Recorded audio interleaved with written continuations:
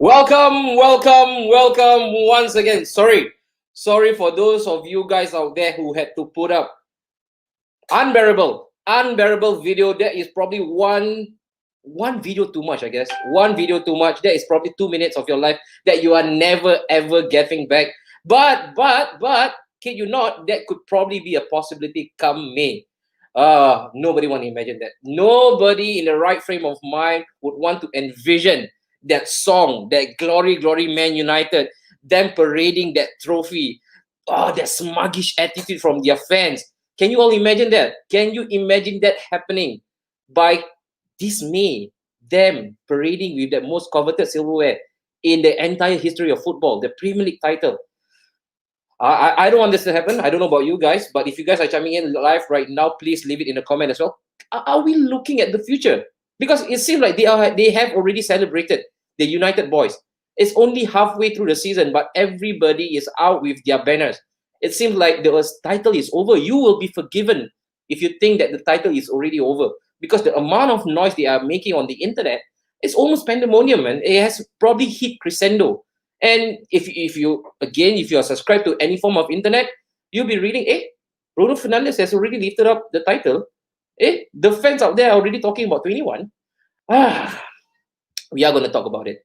More of that, all right, coming soon. But I won't be alone. As you all might have seen, another picture after Kim Kardashian, and also the picture right now of Joe Biden taking the stand right now as the next American, or the new President of United States of America. There was another picture that actually made its round and actually hit the viral status. May I just remind you guys, this was the picture that actually made headline.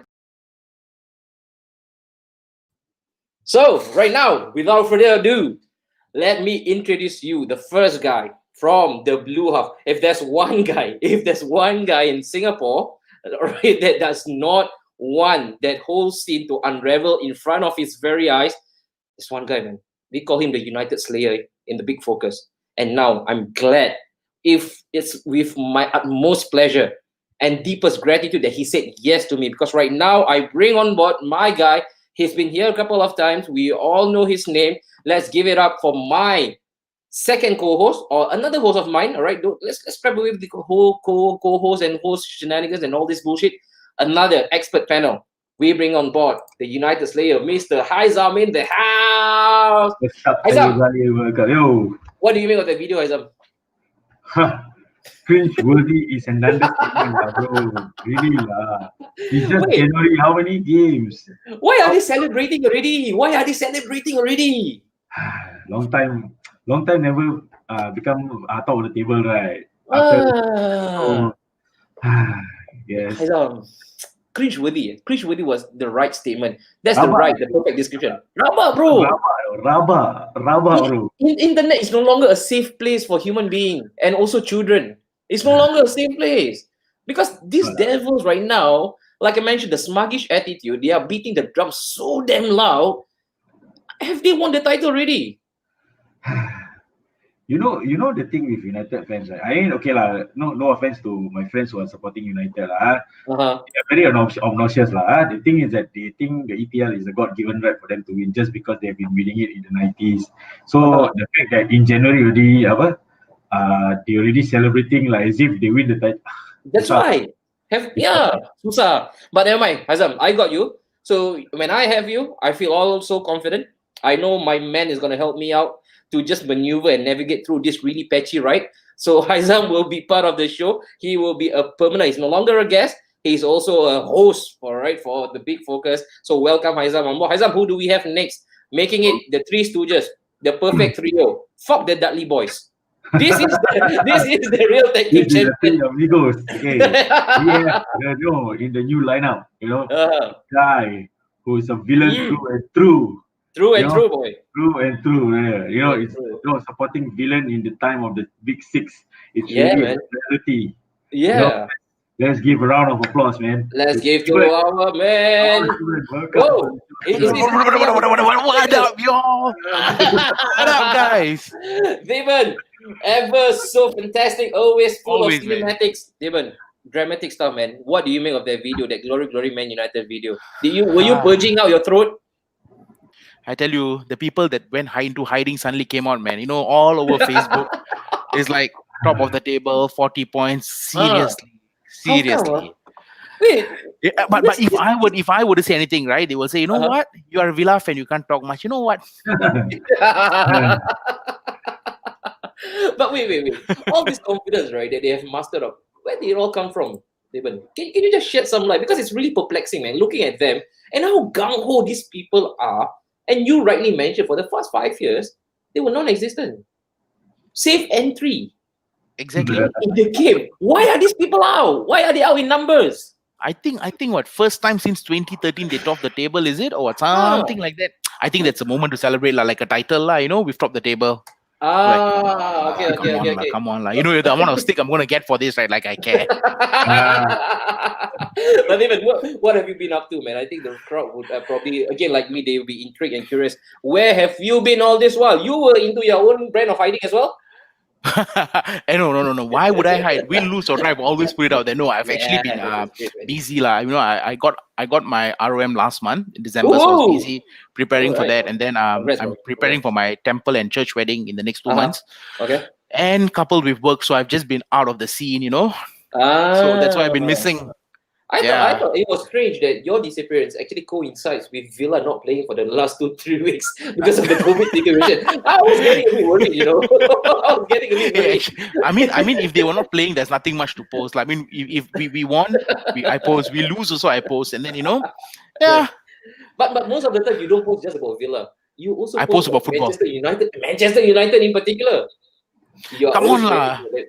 Come on. Let's be honest, right? Let's be honest. The thing that irks me the most, okay, is entitled United. I've got friends who are United fans, and I respect them. But I've got some United fans who are so entitled and think that Grealish should be in United. Like, really, come on, really. You can't even get Sancho. Are they still on that case? Yeah. If you're in Twitter, bro, all over Twitter. Grealish to Man U. Grealish just signed a freaking 5-year contract in the summer. Yeah, contracts can be broken. Pay up if you want him, or shut up. There you go. Cannot even pay for Sancho. Want to talk so much about Grealish. Sancho lah. But right. We, like I mentioned, I always like to mention early on, we keep our powders dry because today we've got a guy. Any one of you who are a big fan of barbecue and grilling, this guy is in the house right now. Fresh meat, debutant, right? We bring him all across the border, right, Aizam? All across the border. Because why? A lot of his fan base actually went into hiding. No, they were flip flopping, roti prata setting, roti prata plaster. First they want him in, now they want him out, and then they say he was never good enough. But then they just take a reverse mode and they say, oh yeah, but he was a good player. I don't know, man. It's a bit tacky when it comes to this issue. So that's why we had to bring Professor Manish all the way from Malaysia. He has balls of steel, right? Balls of steel, because we actually asked him the question, right? Even we actually interrogate him. We actually gave him the prerequisite for you to come on board. You must be a big fan of barbecue, and he says that, Anori, barbecue is my middle name. All right, call me Manish Barbecue. So there you go. We bring him all the way from Malaysia. Manish, hi guys. Hi guys. Good to be Welcome, here. Manish. Welcome. Manish, Good to maybe be you with you wanna guys. warm up yourself. You wanna warm yourself to the crowd. Tell us a bit more about yourself, and especially that blue I kid that you mean- have on top. When did the love affair all started for you, big guy? Oh, this kid it's actually signed by Makalele, Claude Ooh, Makalele. Wow. Yeah, he came to my house last year. It was part of Stadium Astro. They had this man on the street. Okay. Not last year, actually, 2019. Uh-huh. Yeah, so I got a chance to meet him, so he came to my house and we had a quick interview with him Wow. on Man on the Street. Yeah, And when Michael Lily actually played for you guys, right? How old were you back then? back then, actually, I wasn't watching football. I'll be honest. When McLean You was weren't, playing okay. for us, enough. it was I think 2005 to 2008. He was in the Okay. club. I wasn't watching football back then. I only started watching football 2009 Okay. when Carlo Ancelotti was first in the club. Yeah, Uh-huh. that's when I started watching Oh, right. Chelsea, and when they first won the Premier League under John Terry. Uh-huh. Under John Terry. Okay. And other than that, the 2010 World Cup was when I first fell in love with football. watching Okay. Kaka. Yeah, All right. Kaka was the main player who made me fall in love with football. Kaka. Wow, what a name, right? Kaka Isaac and from Even. Brazil. Yeah, yeah. Kaka Yeah. boys. Wow. The What So a streets will never forgive I him. used to actually play PS2, FIFA, and I used to Huh? always use AC Milan, and they used to have Okay. Ronaldinho, Kaka, everyone. Yeah. You have a friend in me, boy. You have a friend in me. I'm an That, AC, that Forza Milan kind of guy. That was my first love as well. AC Milan before Arsenal. But there you go, Manish. You are right now. I think you are comfortable where you are. Before we do Yeah. so, even and Haidam, before we start the greeting session, let's go through the comment section. And before I do so, may I just kindly remind everybody right now who's watching. Same old, our socials. There you go. All right. Facebook, Napshot Studio, even on YouTube, Instagram, Twitter as well. We are also right now broadcasting straight onto Twitch. So for those of you guys who are watching us on Twitch, please, I want to hear from you guys.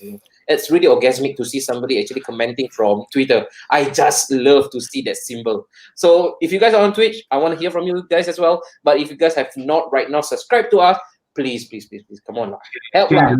the love, man. Share the for them. love. Help the brother in need, man. Help the brother in need. All right. So there you go. Subscribe to us on all platforms, and we guarantee you only the best fan style kind of football content. But there, we are ready. All right. So Yep. enough talk. Let's go to the first agenda first. Wait, Before I do that, yes. Hey, everybody, today is Ant's birthday lah. Hey, That's my why. birthday, That's why. yeah. Ant's birthday lah. Go through. Oh, really? No, birthday.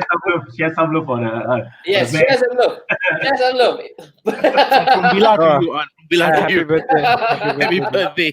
Thank you guys, appreciate it, man. Thank you so much also for those of you who actually wish me. For those of you who don't worry, you're not getting any birthday wishes from me this year. All right, for those of you who did not wish me. Okay, so let's go with a couple of comments right now. We have dude, flooded, man. We got Smoker saying hello, Smoker, and also we Hello. got I guess this is Manish, your friend. Yeah. My nickname, Manny. Oh, Manny's my nickname. you're a popular figure. I thought Manny Pacquiao. What? Where Manny? No, this one bigger than Manny Pacquiao, bro. Manny Barbecue. I told you already. What? Barbecue middle name. Unrest Sharma. Hello. I guess. Hello, I think- Hirish. Hey, Diman and Haizam, I think we chow also good lah from this. Sorry, That's why. It seems that this guy is the blockbuster. They only want to hear from him. Manny as well. And then Amaris. Punch, hi. Wow, with a kissy face. No judgment. And then we got him as well. Manny. Yes. Many Darwish as well. I actually picked something up really interesting. Manny still fixing his hair. Do you always do that? Is that the reputation you have built? No. Amongst your friends? Not the guy with hair. Huh? He's just trolling. Yeah, don't be that kind of guy, man. Fucking joke. They always say that they are on the way.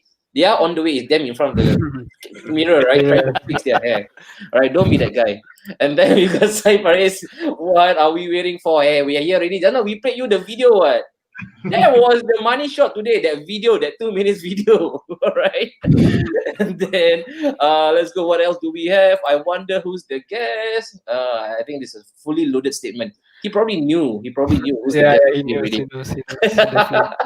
Fuck them scums, gobshites. I don't know how good the impression was. Man. I think that's for the video. I think. That's for the video, definitely. That's for the Congrats for being champions in January. Said. It's only getting started. That's right. Started. All right. So Yasmin, what a way to open the show. What the fuck? Hey, we also got Maya in the house as well. And Oh, Mayor, miss you, Mayor. and then y'all call wrong Chelsea fan. Hey, wait. I assume these are all your friends, right? Please tell me. No, you gotta give the call out right now to those of your friends. Please press the subscribe button. Come on, Manish. Guys, come on, subscribe. Do yourself a favor. Get them up to 500 subs. Yes. Almost there. Please. All right. He loves Lampard. Do you? As a player, yes. As a player. As a player, But that's the little caveat. no, As a player. Not as a manager. And then we got Aiman. Thank you so much, man. The golden voice of Malaysia. All right. So hashtag save Frank. No, bro. Unanimously, the whole world wants to save Frank, not you alone. All right. So this should be trending. They should be trending above Joe Biden's name. All right. And then the next one, unbearable king of cringe. And then we've got Prem Nair as well. Hi there. Hi, Prem. Let's see. Hey, what is this? Parteta. Darwish. This is not Liverpool about fan. Arsenal, Darwish. Liverpool That fan. guy's a Liverpool fan, yeah. All right. There you go. Got nothing to say about them. Yeah, they are also in the same boat as United as well. It's been a long time coming. Now they are out and about, right? Like, you know, Zombie, when they finally get out, their opportunity to go out, blood, right? They go for blood. Thirsty as well. So Darwish is a Liverpool fan. Okay, I'll see something. why when the comment comes. I saw one comment earlier. Is Klopp there also? Yeah, Klopp is somewhere in the middle. If you can see Klopp, he's in the background as well, listening to us. With the opening video, no way, man. Glory. No. Hey, this one blasphemous, huh?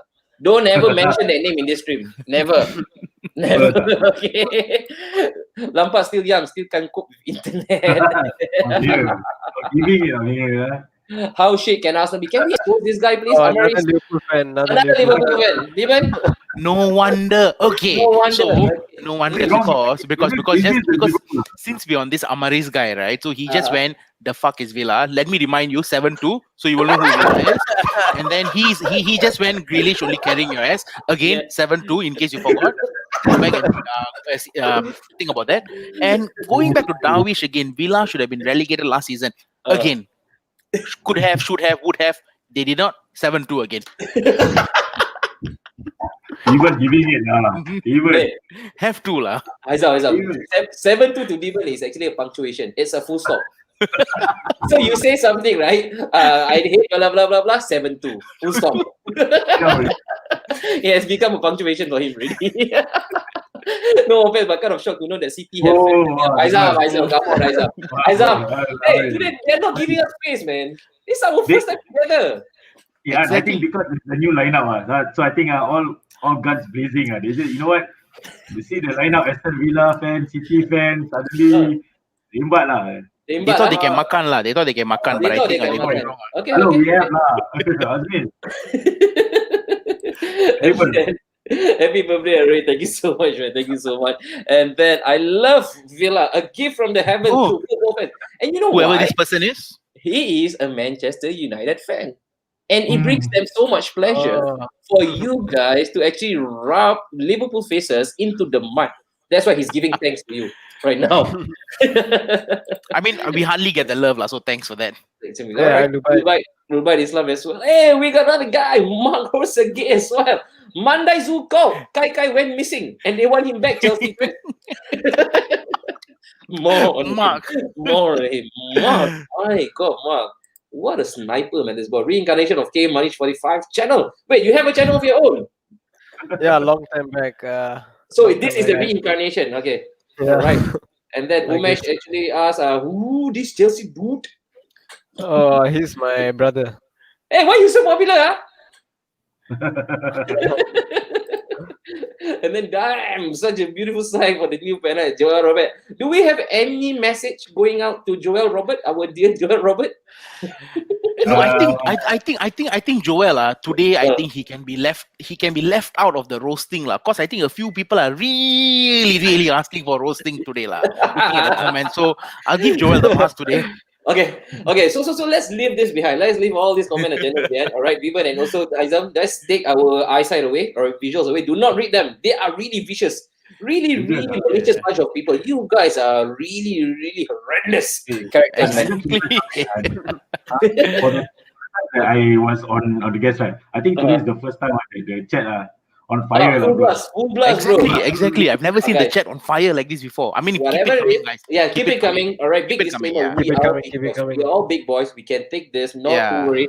Don't go overly personal, but we all good. Exactly. As long as you keep it football, man. Right, Even? As long as you keep it football. We can banter. It's all good. It's all for good fun. There you go. And with that said, the first agenda, of course, Will. I did not ask Will. I did not. The thing is, before I actually created this poster, I wanted to use the word can, right?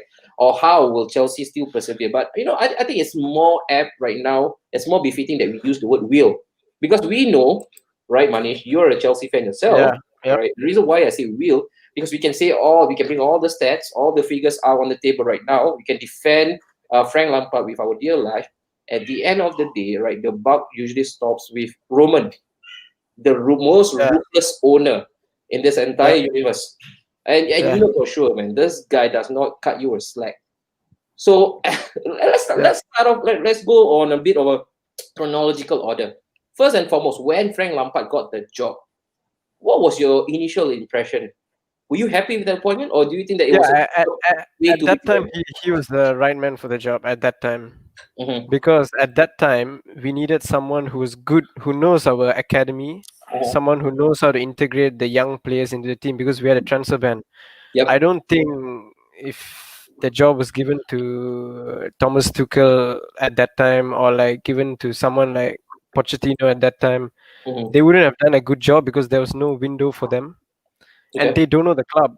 They don't Mhm, know how the academy works. Nothing. Where, mhm, however, Frank Lampard and Jody Morris, mhm, they know how the academy works, so they knew which mhm. players to bring into the first team. They knew how to integrate Yep. the youth academy and the first Mhm. team. Okay. But as you can see, this season Mhm, he's having a bit of a problem because the youth academy is actually performing much better mhm. than the players he brought in. So Okay. he's having a bit of a mix up, like whether he wants to play the players he brought in or Mhm. the youth academy players.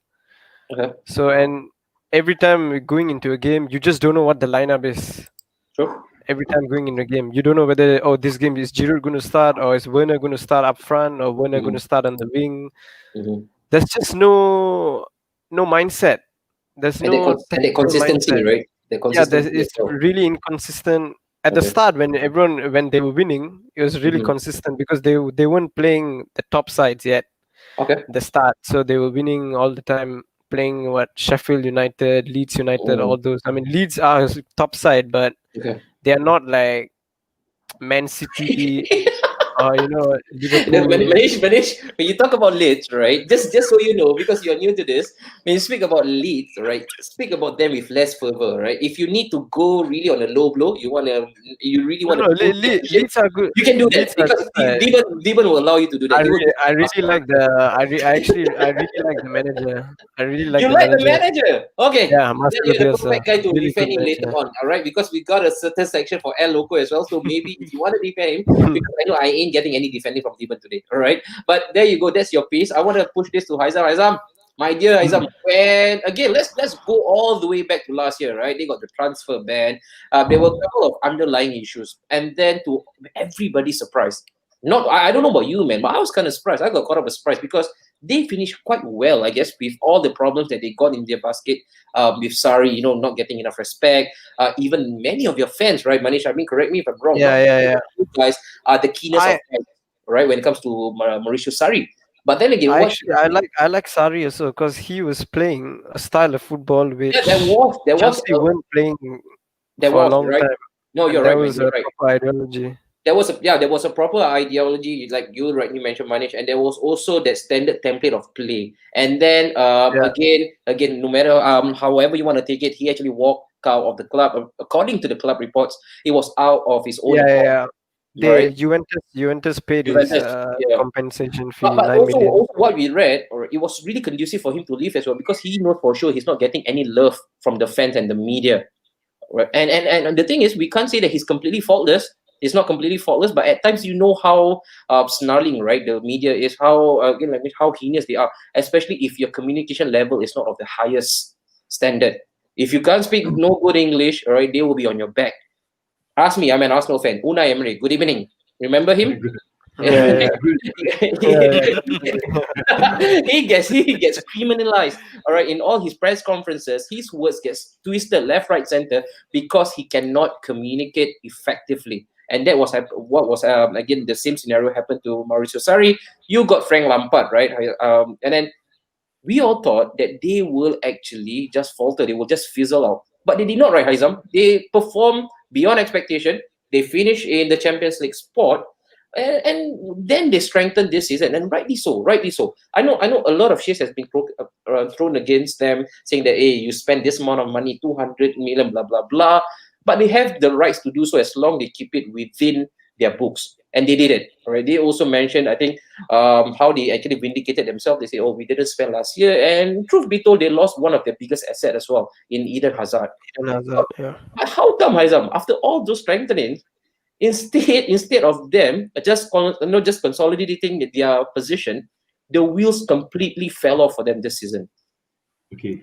I think we also have to take into, okay, we have to see into perspective. Okay, when they had the transfer ban, they had to rely on their youth academy.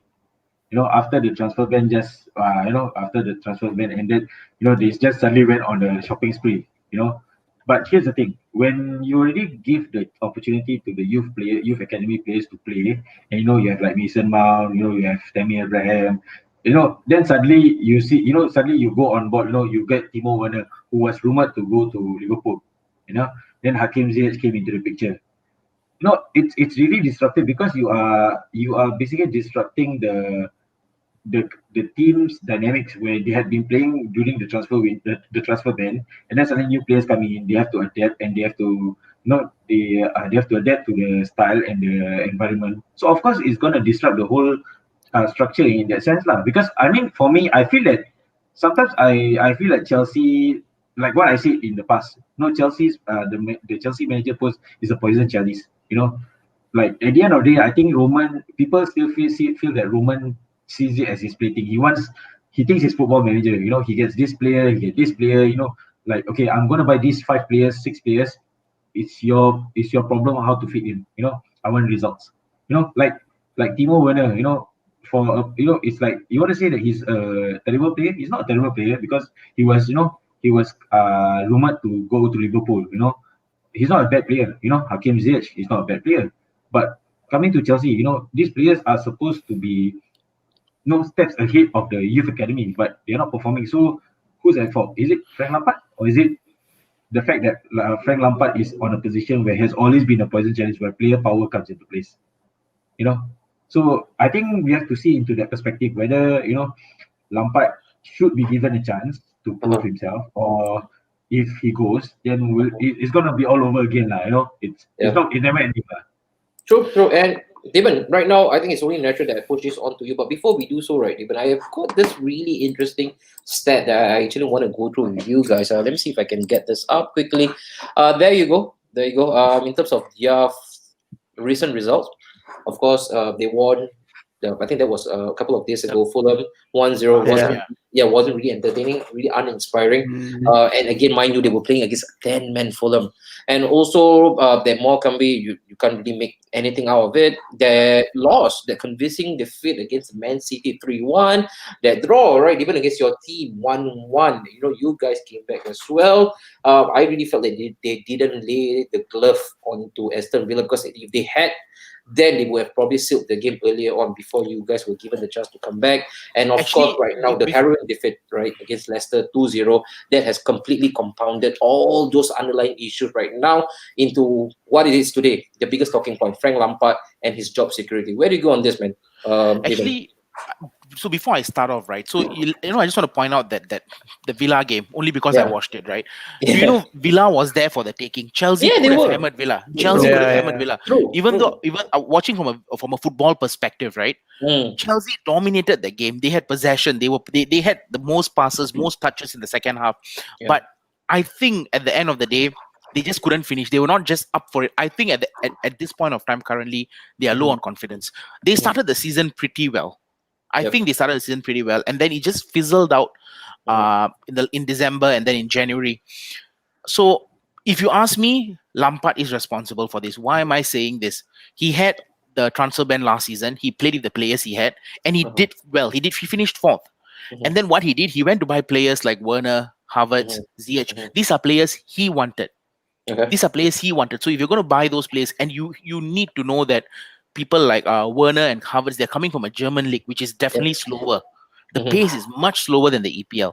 So if you want to buy these players, you need to integrate them in instead of just pushing them in and then bringing out your young players. So they lose their motivation, they lose their confidence. At the end of the day, when shit gets worse, it's hard to come out from that. So I think Lampard has to be held liable for this. Okay. Manish, this is your chance right now to put any sort of defense, right? I think that was something sorely lacking. Defense. against Leicester City. If you were to take a look at the stats right now, that again, not many things can actually be made out of stats because, as you know, These right, stats don't mean anything. they don't, right? These At times stats they don't don't. mean anything Yeah, man. But you look at the amount of because passes. You look at the amount of passes that you guys yeah, made. those passes were just sideways. It's Nothing was going double. forward. Yeah, the Those pass passes accuracy are as well. sideways and backwards. All those And passes out of the true. 6-3-6 passes, I Uh-huh. think 6-1-5 are sideways and backwards. Mhm. That's it. There were And hardly any forward do passes. you agree then with given that right now Frank Lampard is to be held accountable for all Yes, this mess that you guys are in? yes, because see, if you give someone like Pep Guardiola or Jose Mourinho 200 million to spend, he's Mm. not going to be ninth place right now. Mm-hmm. He's going to be challenging for the title. Yeah. So for a team like Chelsea, we Mm. expect to be challenging for the title every year. That's what Okay. Roman Abramovich wants. Not sitting ninth right now and then lose again and then next week go and lose again. Every Mm. week lose. Okay. So it's just not good enough. Frank Lampard, these next few weeks is going to be Yeah. really crucial whether he's going to stay or not. He has Luton in the FA Cup, if I'm not mistaken. Yeah, he does. That Yeah, has Luton to be a does. win. If he doesn't win there, I don't know what's going to happen to him. And And then he has Wolves and one more team at home. I let me can't see. remember. Let me see who they have right now. So yeah, just go on. So you've got Luton right after this, and also right after Luton, I believe you all have Wolves. Yeah, you're right. And then you Wolves at got home. Burnley, and then you Yeah, got Burnley at home. The And then London, yeah, oh, the, London the, Derby the tough game against Spurs. against Spurs. Burnley. Wow, that could Yeah. be the final nail in his coffin, right? And I mean, just to add in here, chime in very quickly. Mhm. The problem Chelsea is facing right now, yeah, they're eighth in the league. Yeah. Yeah, they're eighth in the league, but the teams above them have all got a game in hand over them, and the Mm. teams Yeah, that are yeah. below them. So I'm talking Also about got a game in Southampton, hand. Arsenal, Villa, even Mhm. Leeds. They all Mhm. have at least one or two, or at least three games in hand compared Okay. to Chelsea. So it's just they're in a very dire situation. They Very are, dire. they are. And right now, looking at all the stats and looking at even hearing Manish, right? It sounds really ominous, man. It looks like there's only one way, and that way is out for Frank Lampard, right, Manish? You are again, like you mentioned, Yeah, you remain because steadfast with your belief that Frank uh, Lampard is to be held fully accountable for the current mess that you are in. But if you don't mind, I just want to share this with you as well. Let us go through this brilliant piece of article. This is written by one of your editors, right, from Gabe Henderson, and this is from Fansided. He clearly mentioned here that Chelsea, all right, Frank Lampard obviously isn't the problem. It's actually the culture. The culture. And then he also mentioned that the Blues have actually built a reputation for having one of the most toxic atmosphere in football. The club demands excellence, but at what point does this excellence become unachievable and the sack methods unsustainable? What do you make of this, man? Because I can agree, because what I feel was, to be honest, right, Manish, again, this is coming from not just an Arsenal fan, but as a football fan, there was a good PR stunt by Chelsea, right, to actually hire one of their own. Because all this while, we've been yapping about how toxic Chelsea and Roman are when it comes to sacking, when it comes to their patience. It's a folklore. You don't perform, even if you do, they will sack you. They show you no respect. They pay no allegiance. They pay no homage to their legends. They sacked Jose Mourinho twice. The guy that actually placed Chelsea back onto the map. But then again, yeah, I thought that the fact that they actually hire Lampard in the position and for them to just persevere with him last season, because there were calls for Lampard to be out even before this current situation, right, Manish? And they did not. They stuck with their guns. They continued, and it felt like it was a good spring cleaning for Chelsea when it comes to just the PR front. And now, if you mention that, oh, the only way for Lampard to save his or salvage any kind of status, the heroic status that he has built for himself, is to actually be sacked. Don't you think that you are also part of the toxic culture, Manish? no, because the problem right now, if you watch Chelsea play the last few games, the players themselves are not playing for him. Other than Mason Mount, none of the players are playing for him. Only Mason Mount is the only player who actually plays for him. Other than that, no one plays for him. They just go there, do their job, get their pay done. So that's why I think Frank Lampard has to go, because I'm pretty sure if you bring another manager in, probably the mindset of the player changes and the players' morale, confidence all change, because not only the players don't want to play under him, it's also his tactics are really questionable. He, for example, against Leicester, instead of starting Hakim Ziyech, he went and started Hudson-Odoi. Okay, not okay, fine, no problem. And then he started Kai Havertz. Kai Havertz has been really bad for the last few months, few matches, in fact. And also, other than Kai Havertz, he started Kovacic at CDM. That was a game where we really needed Jorginho in the middle. I Okay. think Jorginho, Kovacic, and Mason Mount in the middle would be perfect because Kante is injured. Okay. And he rushed Reece James from injury again. Mm-hmm. Reece James was not fit at all against Leicester. He was jogging half the time. He was just jogging back, and that was why we considered the second goal.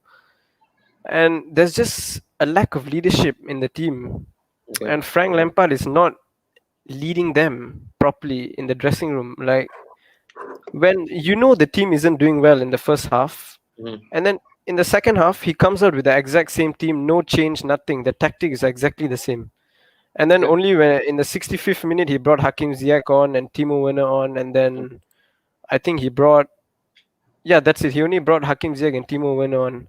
He didn't bring anyone else on when there was when we needed Jorginho. He didn't bring Jorginho on. So right now it seems like what I can infer, there is a lack of depth when it comes to in-game management, right, Manish?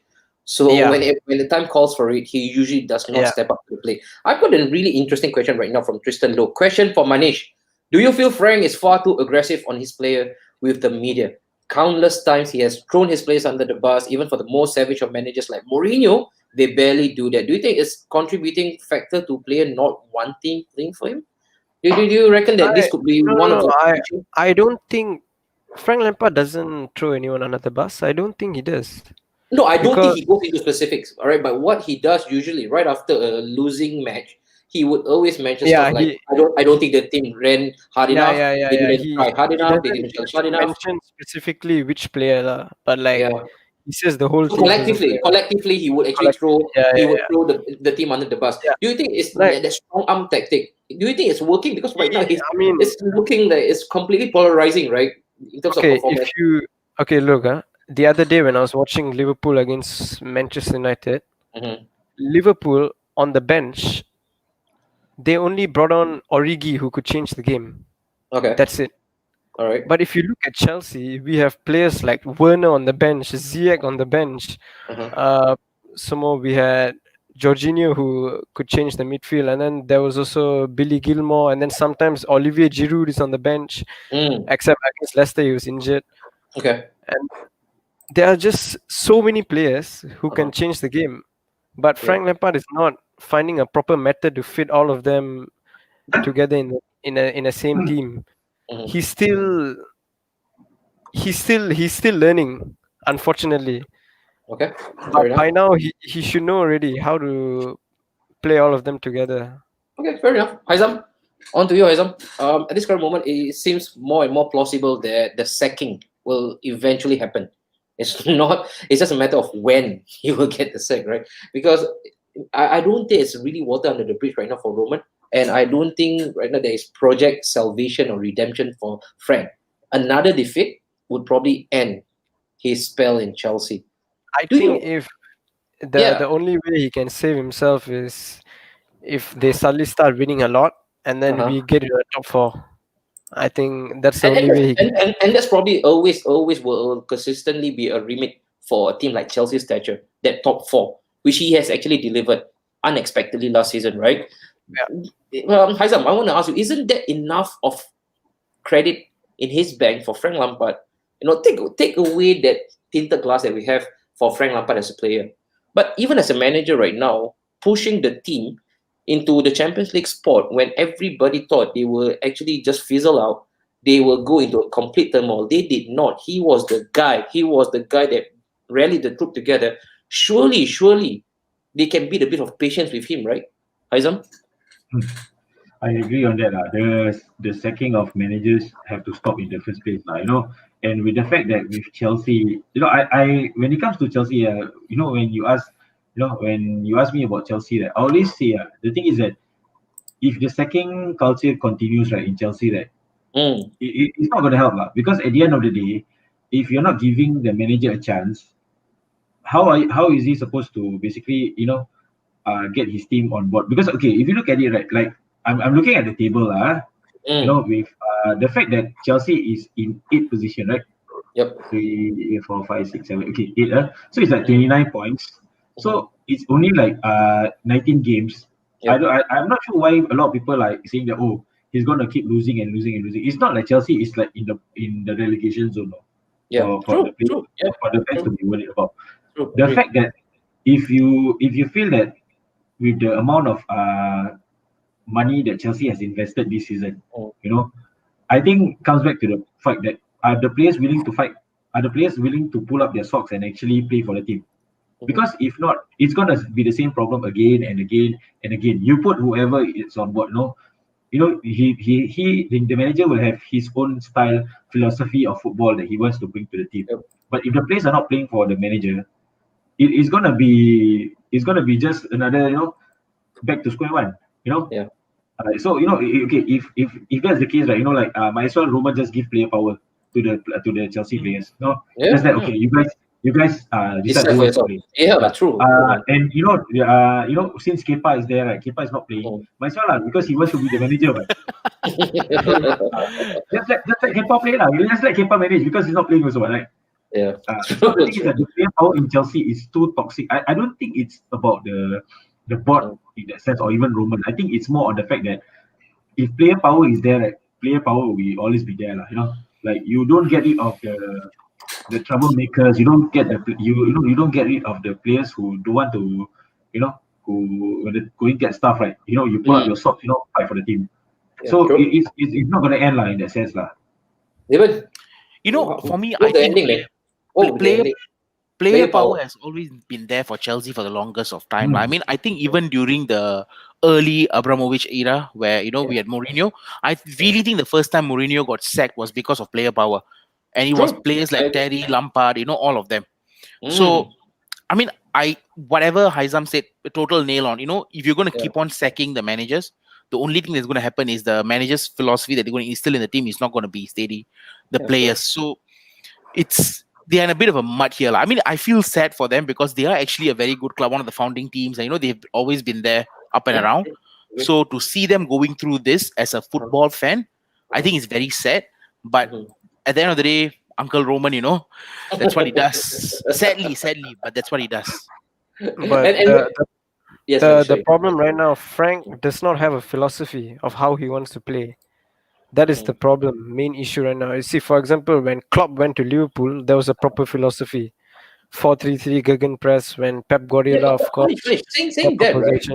The whole philosophy that you made mention of, that did not happen overnight, That did not happen overnight. They actually they experimented with. I know for sure they tried with a 5 at the back, and then they went for a 3, and then they went for a 4-3-3. They found that sweet spot and they stuck with it. But throughout that journey, there were a couple of chop and changes, and they also had to again recruit, and then also Klopp was also at the heart of a mass exodus when it comes to the old stocks. He had to get rid of many old players that didn't fit his plan. And truth be told, Lampard has achieved almost the impossible last season with Chelsea. And right now, this season is about just getting started.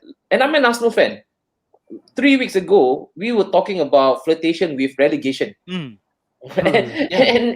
now at this current moment, Arteta is the best thing in football right now because it seems like we have turned a corner.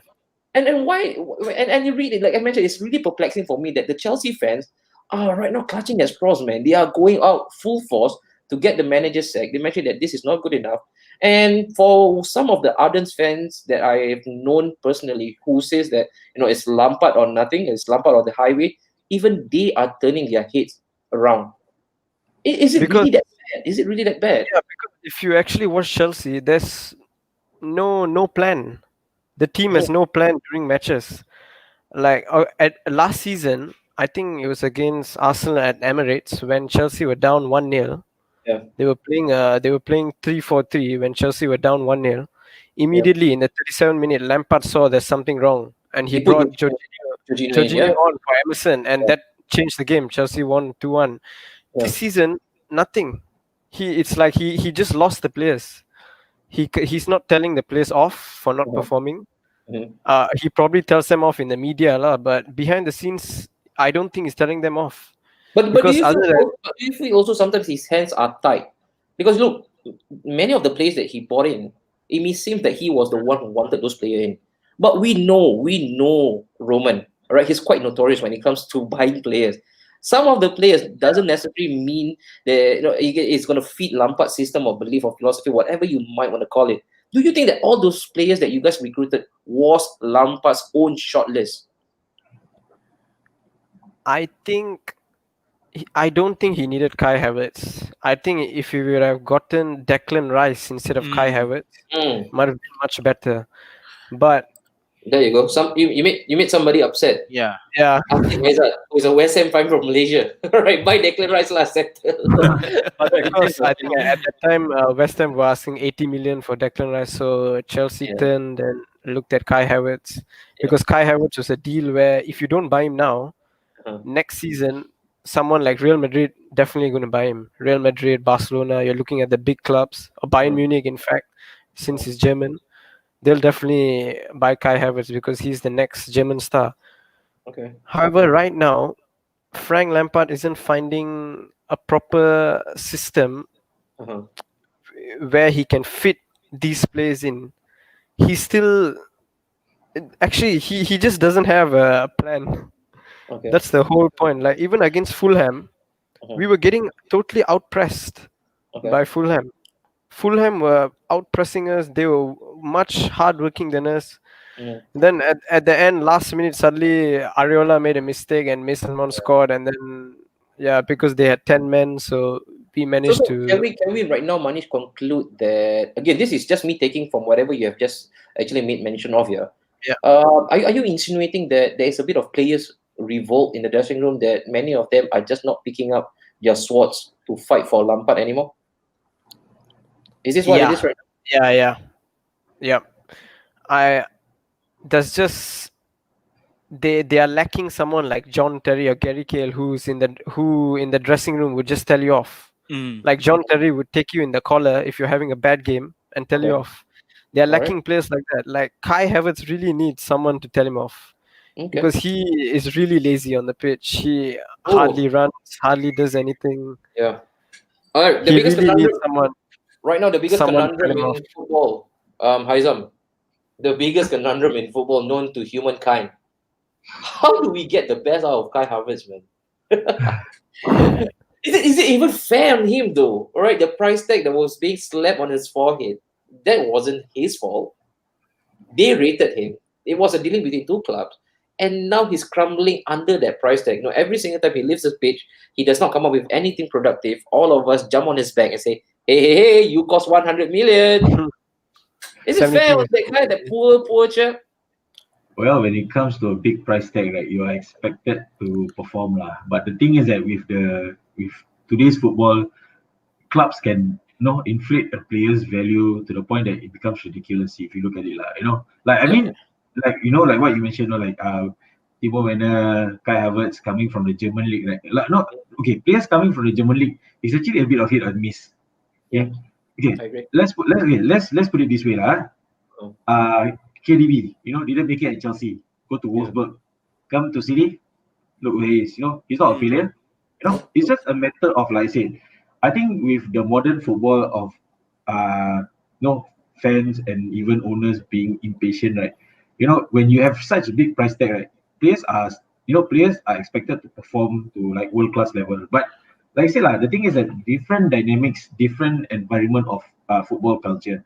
When you come from a German league, which is slow pace, very technical, coming to an English league, where it's very physical, you definitely will struggle because at the end of the day, I always believe that if like when you buy a player, you should buy the player to fit the team, not to buy the player just for the sake of buying a player. True. Just don't do that, because if you do that, right, then it's just football manager lah. You just stocking up on players just because you don't want your rivals to buy. But the thing is that with Havertz, it's really hard to put a finger. Like, is he a Eden Hazard player? Is he a David Silva kind of player? Is he Even an Oscar, right? They had the yeah, Oscar, the number 8 of yours. Oscar, he looks yeah. like an Oscar. Yeah, but the thing is that is the team playing that formation? Because if you want to play to the best of to their players' ability, some players will have to be dropped. You don't look at Yeah. if you put Kai Havertz, what about Mason Mount? If Kante comes back, where does he play? It's going to be very lopsided. You have Timo Werner, you have Tammy Abraham striker. Then how?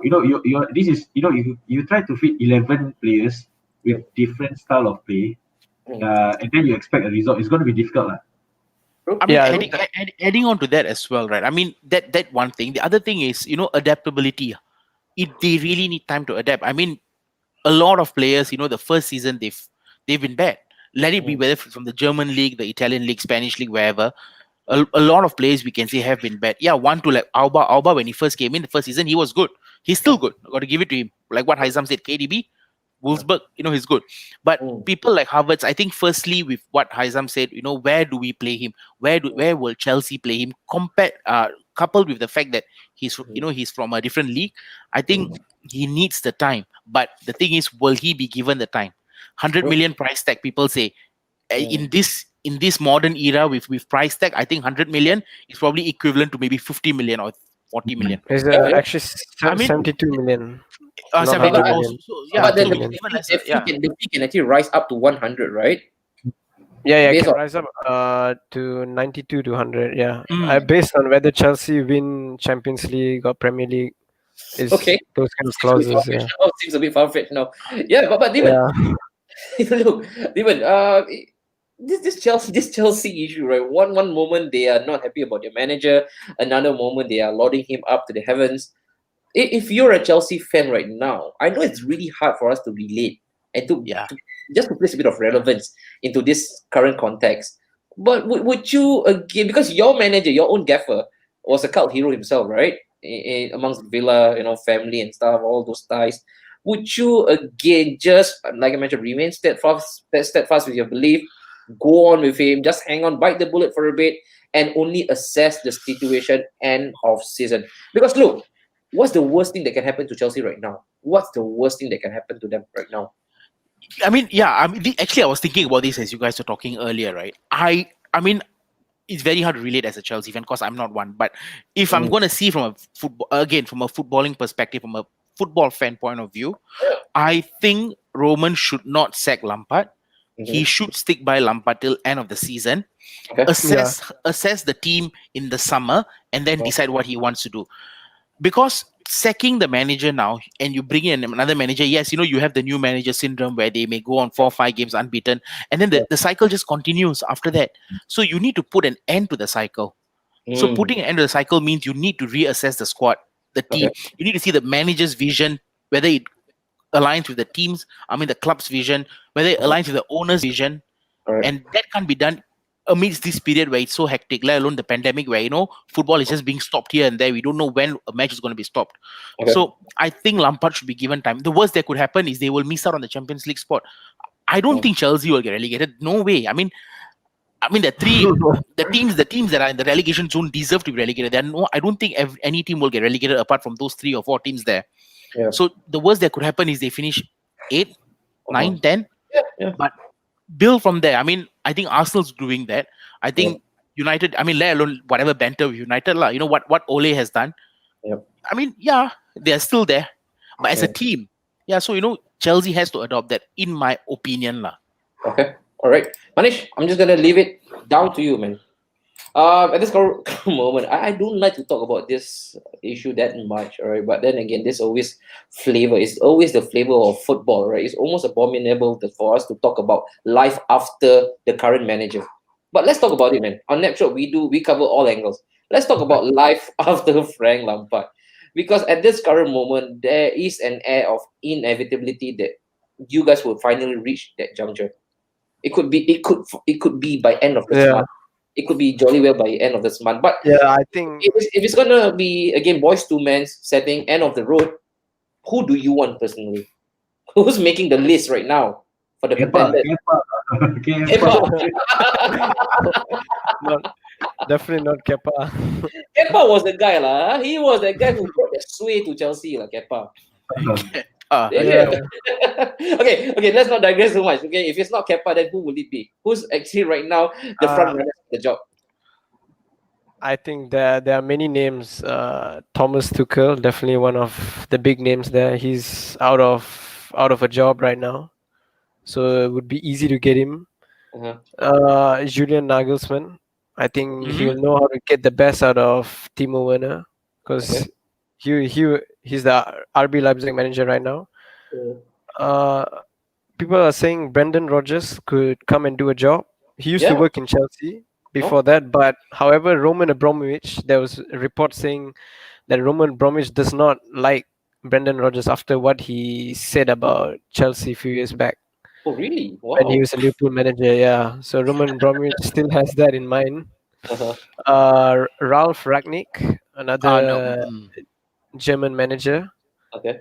And then the current Southampton manager is also a shout. Yes. Hasenhuttl. That fella is good. That fella is good. I was going to say his name, Ralph Hasen. Yeah, he's also quite good.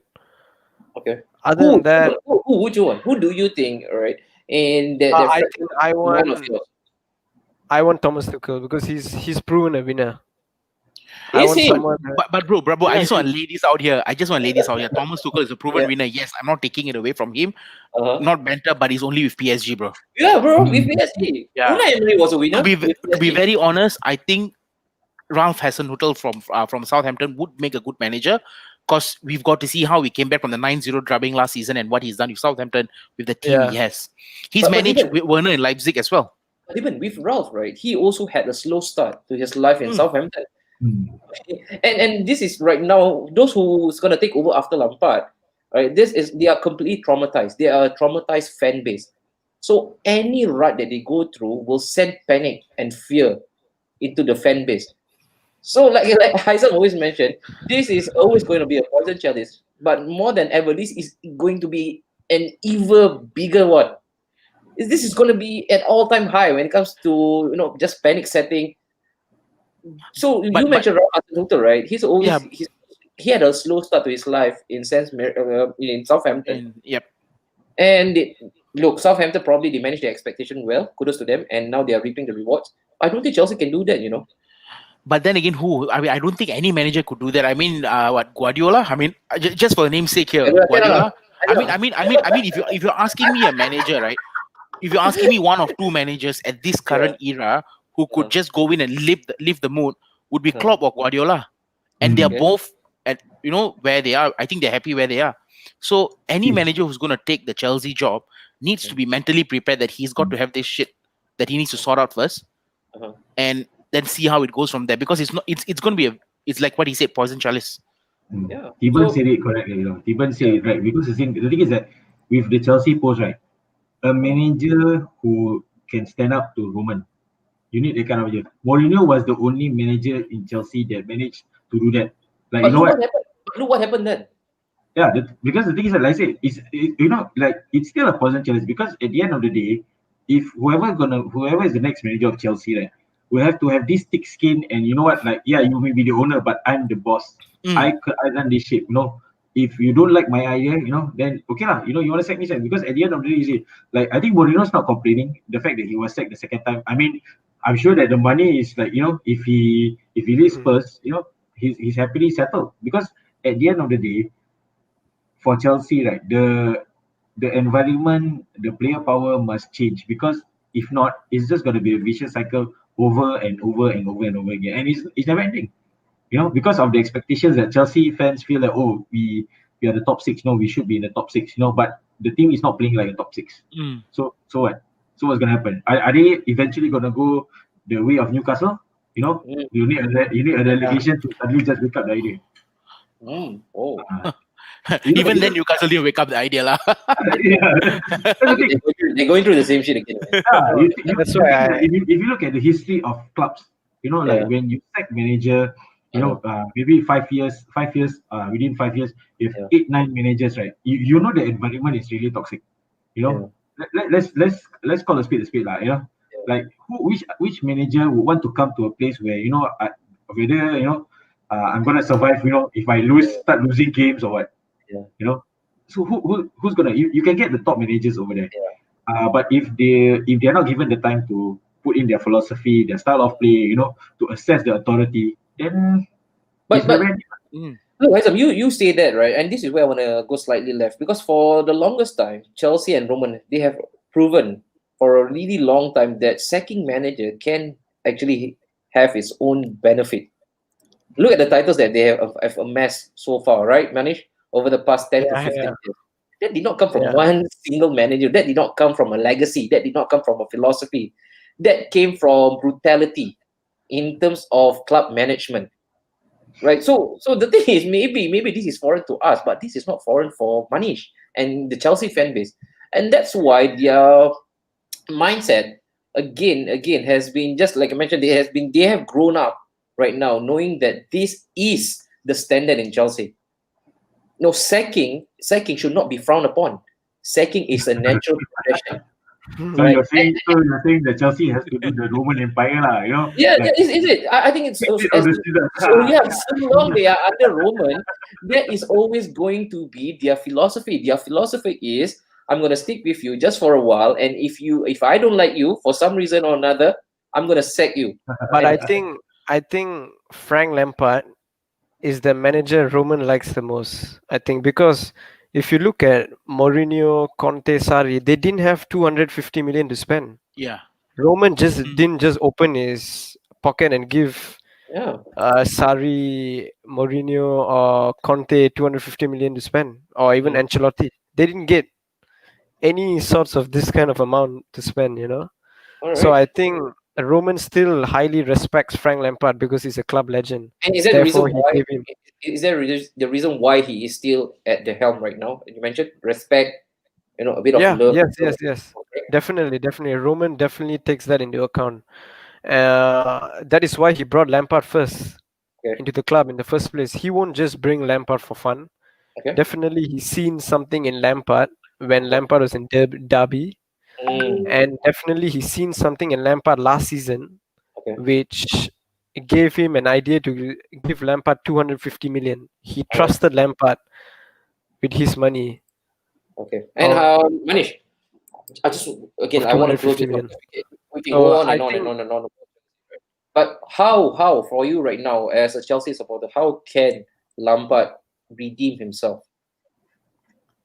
You mentioned winning a couple of games along the way would definitely help the cause. But if you guys slide into this little mess again, into this rut, will you guys again be the putting your hairs out and again just ringing the alarm bell? Frank the out, thing is not the good thing enough. is he the problem is yesterday after the Leicester game, he even said that the team isn't good enough. Well, I disagree with him because the team is really good. If you look at it on paper, it's really good. It's No. just he's not finding a way to properly assemble the team because it's the same team as last year, and you're adding it with way better players. Yeah. If the new players aren't working, then go back and play the old players. The players of last season. Like for example, Olivier Giroud, he didn't even come on against Arsenal when we were down 3-0. Yeah. We needed someone who can score. Olivier Giroud, he scores every game and he still doesn't get to start against Arsenal. And the other day against another team also, he didn't start against another team also. Yeah. Yeah, that's also one issue. Frank Lampard's man management hasn't been that good, and Better good. his tactics also hasn't been that good. Okay. All right. Really solemn, really somber situation right now. Speaking to Manish, man, I think supporting Chelsea must have sapped out every ounce of energy in this boy. You know what? I compared the situation of Chelsea right now. I don't know whether you guys have caught this on Netflix. Alice in Borderland. If you guys haven't, you guys should watch it, man. Alice in Borderland. No, watched it. It's Haven't akin watched. to the Hunger Games, right? So whereby you have all these subjects, all real human beings, they just actually transcended into this portal, all right, the gaming portal, and every time they want to renew their life, they have to actually play a game, and if they lose, they get cut out brutally. Exactly the situation in Chelsea right now, right? At least in Borderland. But Manish, right now at this current moment, I hope you remain with your belief.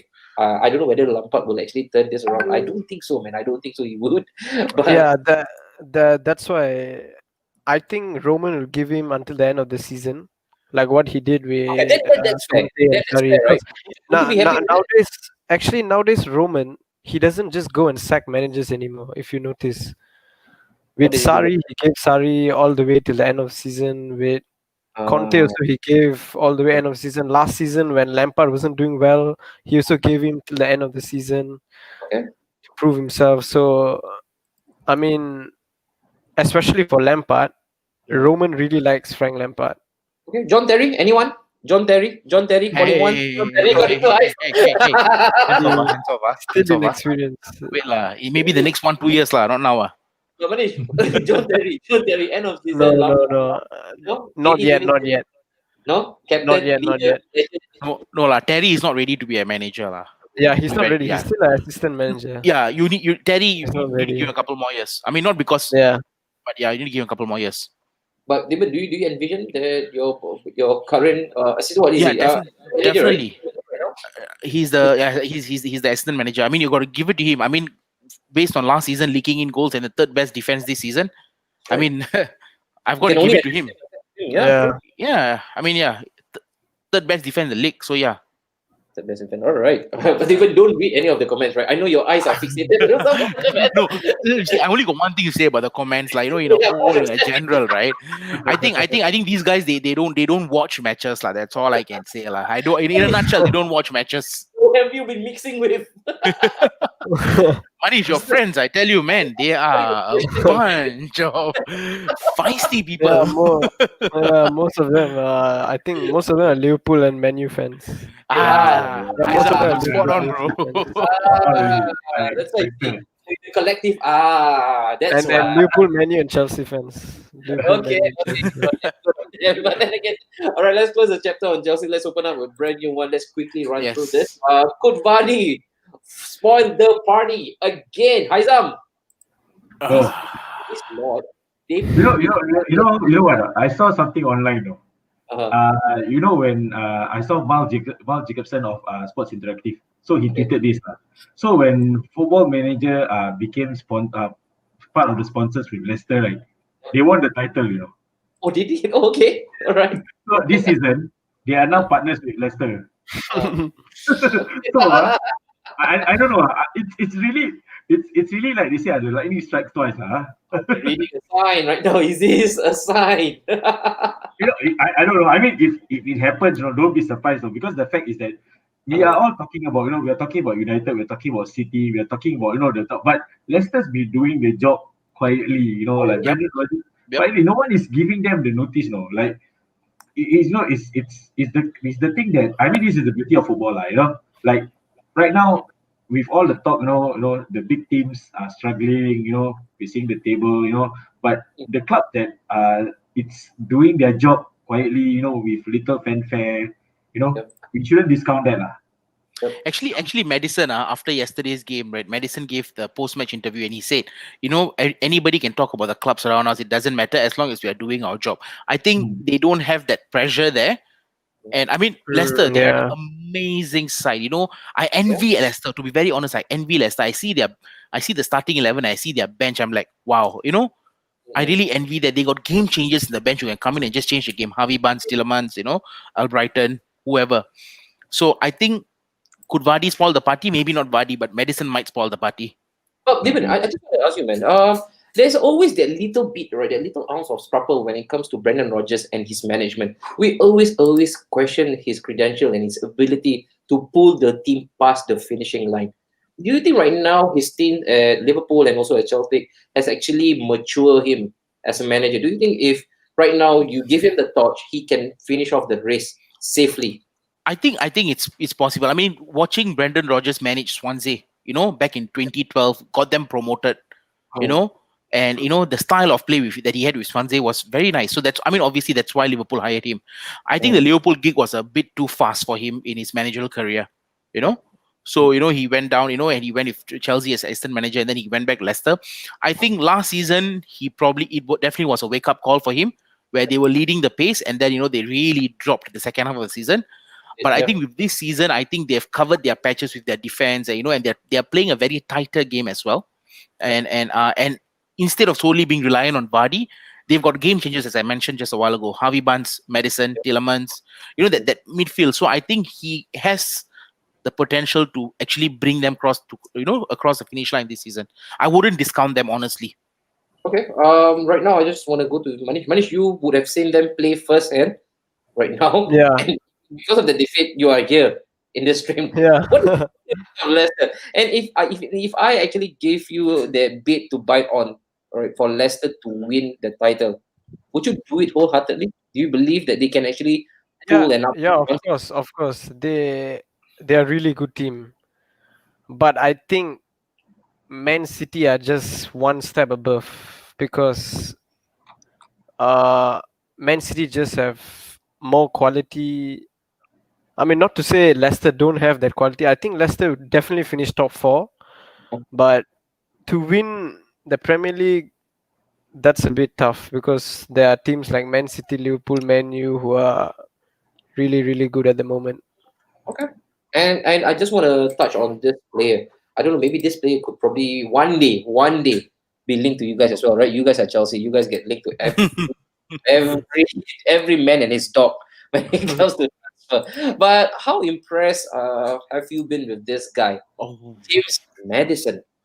3 games in a row, right? Scoring, and look at the stats right now. This is probably by far his best season in terms of productivity. Yeah. 17 matches, he has already amassed 6 goals, 2 assists, and he has scored last 3 matches. How impressed have you been with this boy, James Madison? He's a really good player. I mean, I don't know why instead of Kai Havertz, probably should have bought him. Should have bought James Madison instead of Kai Havertz. He would link up so well with Ben Chilwell, Mason Mount, Tammy Abraham, all of them young players from England. And I think James Madison this season, he's going to really prove to the world that he's one of the best number 10s in the game. Okay. And definitely he and Grealish are going to fight for that England number 10 position in the coming Euros.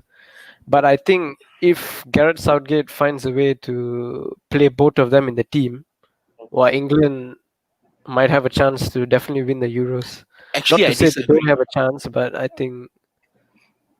No, Yeah. I mean, sorry, Manish. I mean, I disagree with that. Not because, Madison and Grealish, they are both very similar type of players. And if you're going to put both of them in the England team, right, it's going to be the Lampard-Gerrard situation from many years ago. Yeah. Cannot. And Southgate will not. I mean, Madison started the season very slow. With his injuries and all, he started slow. But now he's picked up form at the right time. Grealish, again, fella is great. Nothing to say. But if you ask me, Grealish is not consistent. I mean, I'm a Villa fan. People may bash me for, Grealish is not consistent. I play FPL as well. For every 2 games, he will have either assist or goal. So it is not that, compared to Grealish, Madison is on a different level right now. Wow, that's big of you. So yeah, and they cannot play the same team. I want Haizam, take this one, your own boy, all right, your own homie. No, Foxes can't spoil the party, all right, lightning don't strike twice. Madison, emulate Vardy. It says no way. All right, this is really us stretching the issue. But I mean, the season, it's such a silly season, and anything can happen. Honestly, it might be like that year. True, and in that respect, right? Surely we should actually, like I mentioned, give a bit of respect to Leicester and rate their chances to just nick it. Who knows? Of course, okay. Let's put away our tinted glasses of whoever we support lah. Okay. When I think when Leicester won the title, right? I think it's a win for football fans all over. Seeing that underdogs and whatnot. But for this season, I think Victor saying it because City is is a City fan. I think we want to win the title. But if you were to ask me, personally, if let's say City didn't win the title this season, I would love to see Leicester win it. Of course. Of course, because the way they I think let's give credit when it's due. They are not, they are not at the top four for playing rubbish. They're playing their football. They are playing the football that I think that's why people love fall in love with football in the first place. So give them credit when it's due lah. Okay. If they win with I think it's a vindication for Brendan Rodgers. Because like I think what Victor says, being the nearly man, the meltdown. So I think if he wins it, it's really a vindication for him. Like Okay. you don't need a manager who is who is all about philosophy. You don't need a manager who's very screw the media kind. A manager who does his job. Okay. Get the player, form the team, train the player, get the right players, play let the team play as a collective, as a collective unit, win. And that's what football is about. Character is another character is a plus point lah, but you need to remember that what's your role as a manager. True. Okay. Yeah. Any influence of the Thai monk that might come into contention again, even for them to win this season? I'm getting some love from Jacob. Thanks, man. I mean, Thai Mong for Chelsea. That's only exclusively for Leicester, lah. Oh, Leicester, yeah. I think Chelsea needs some Russian vodka. I think wait, the Russian vodka can be shared also with Lampard as well. Lampard need a lot of Yeah. one of those. Okay, but even if it's not the title, I see them being the most likely contender to gate crash the party for top four. Do you chime in again with my sentence? I think they may even go higher than top four, Leicester. Really, bro? Yeah, At whose expense? Liverpool. Only because no, this has nothing to do with anything. Liverpool is a solid team. I love Klopp. I love Liverpool. Right. They play good football, but I think at the end, at some point in time, when you reach your peak, right, you can't climb any further. I think with Liverpool this season, they are missing Van Dijk very, very, very badly. And and their front threes, they are scoring, but they're also not that consistent compared to last season. So the table doesn't lie. Yeah. United, I think may somehow, with all whatever VAR, whichever you may say it, may nick it. But I think City will finish top. Okay. I think Leicester will finish second. Wow. And this is still early days, but this is what I would say. Okay. Manish, again, I love to close the segment with you today. Where do you reckon they will finish? During this time last year, Leicester was also second, like this, They were? if I'm not mistaken. And at the end of season, they finished fifth, Mhm. way far everyone else. So Leicester are a team which, I don't know, sometimes they can be, really good, and then sometimes they can be just really bad. Like, for example, this season, I think they whacked Man City 5-2 one stage, and then they lost 3-0 to someone at home. Yep. Yeah, so they lost to Fulham as well, 2-1, Yeah, they lost to Fulham 2-1. They have always been the Jekyll and Hyde team. They can beat all those top monsters, all those top juggernauts, and then only for them to lose badly against. They lost to Fulham, mind you, this season. Yeah. And they're the same team who desecrate Man City at Etihad 5-2. 5-2, yeah. Right, so there's a big disparity when it comes to them winning the big ones and then only for them to slowly surrender to the smaller ones. So I guess with Manish, I also do agree with Manish. There's always that discrepancy when it comes to their title credential, right, Manish? That's where you are going. And for that, where do you think they will finish? Looking at this season, I think they definitely improved from last season. Like, for example, you just brought on Madison stats. Yep. It was way better than last season stats. Yep. So I think this season also, with the addition of players like Fofana, Tielemans playing really well in the middle, I think this season they'll finish top four. Finish top four. Wow. Yeah. Same question that I actually posted to people. At whose expense? At whose expense? I think Chelsea. Sadly, Okay. I All think it's right. going to be Chelsea. Manish being the bigger person right now. Manish, I'm sorry, Manish. I know we're gonna. Wait. Did you I hear at don't the I don't expense of think Liverpool. Chelsea? Like Yeah, yeah. really, bro?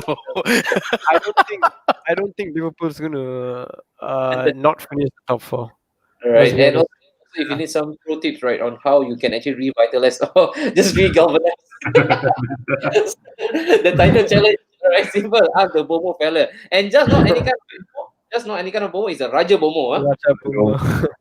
Any substandard Bomo won't make the cut for right now. Why is the chat room talking about Chelsea? Really lah. This one not Chelsea only, no. Come on, relax, chill. All right, so it's good that we actually got that out of the way. It seems that people mentioned that we should actually give them a bit of respect. Same with Faisal. Banish went slightly left. He said no because of the past record. Maybe it's still the same old that will actually prevail. Let's go on to the next one really quickly. I just want to grace past this. What's the dream now? The Wolves fans, they always like to say that Nuno had a dream. Nuno had a dream. So, what's the dream now? Because at this current moment, they are also in their own mini rut right now, Haizam. Again, they have been devoid of creativity, and maybe they would like to pinpoint that sole factor to them missing their Jimenez. star. Yeah, Jimenez himself, right? Jimenez. So I think he got injured against Arsenal. I think maybe he had a relapse of some sort right now. He's still not in the first team fold.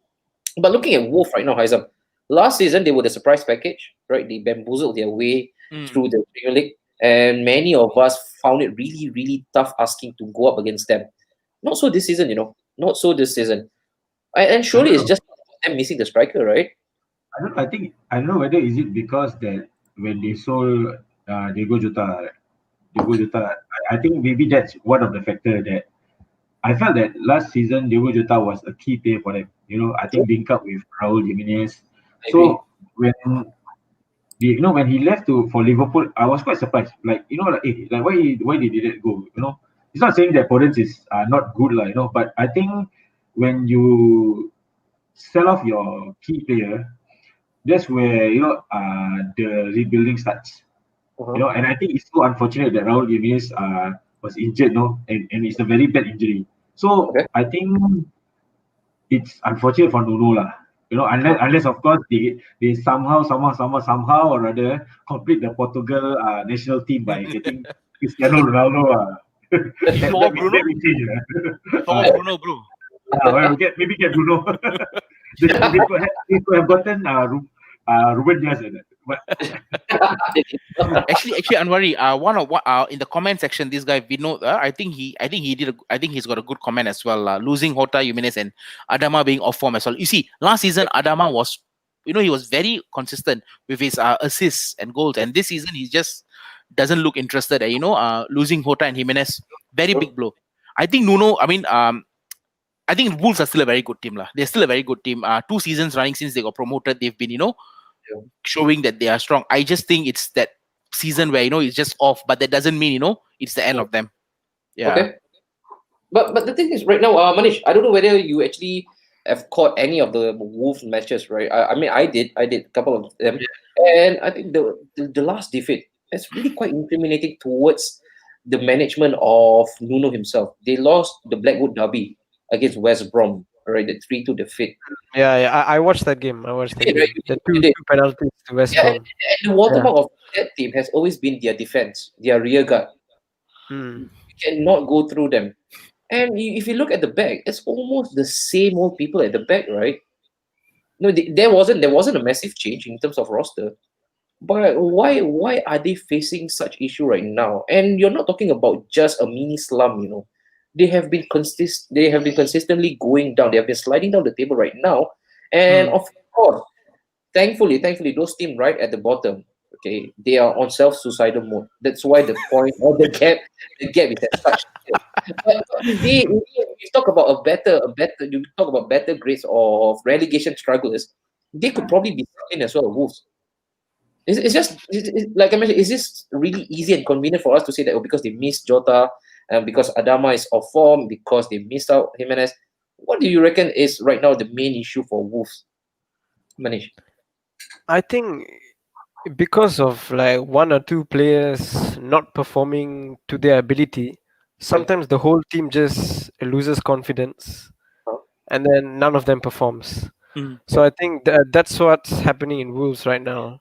Mm. So for example, that day against West Brom, I think Bolly gave away a penalty, and then the captain Connor Cody gave away a penalty, Uh, silly penalties.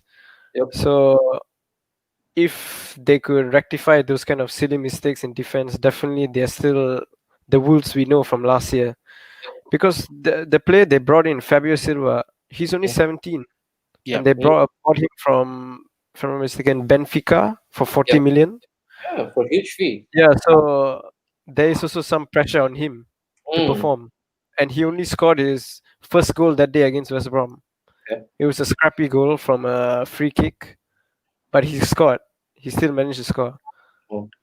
So I think they still need some time, I guess, to settle in because they are not a proper big side Uh, who constantly challenges for that top six and top four. So they don't have the pressure on them. That's okay. why, therefore, I don't think Nuno will be sacked. Mm. Yeah, And yeah, nah. Nuno's not going to be sacked. Definitely, I Yeah, agree. Nuno. you'd be surprised, really, but I was reading right a couple of forums online. They are calling for his head. They mentioned that there's not much vigor in him. It's a different Hmm. Nuno this time. He is more prickly than ever. He does not have the same body language. It seems that his passion has completely dried up. But you see, bro, these Wolves fans who are calling for his head, they have got to understand that where were they a few seasons ago? Without him.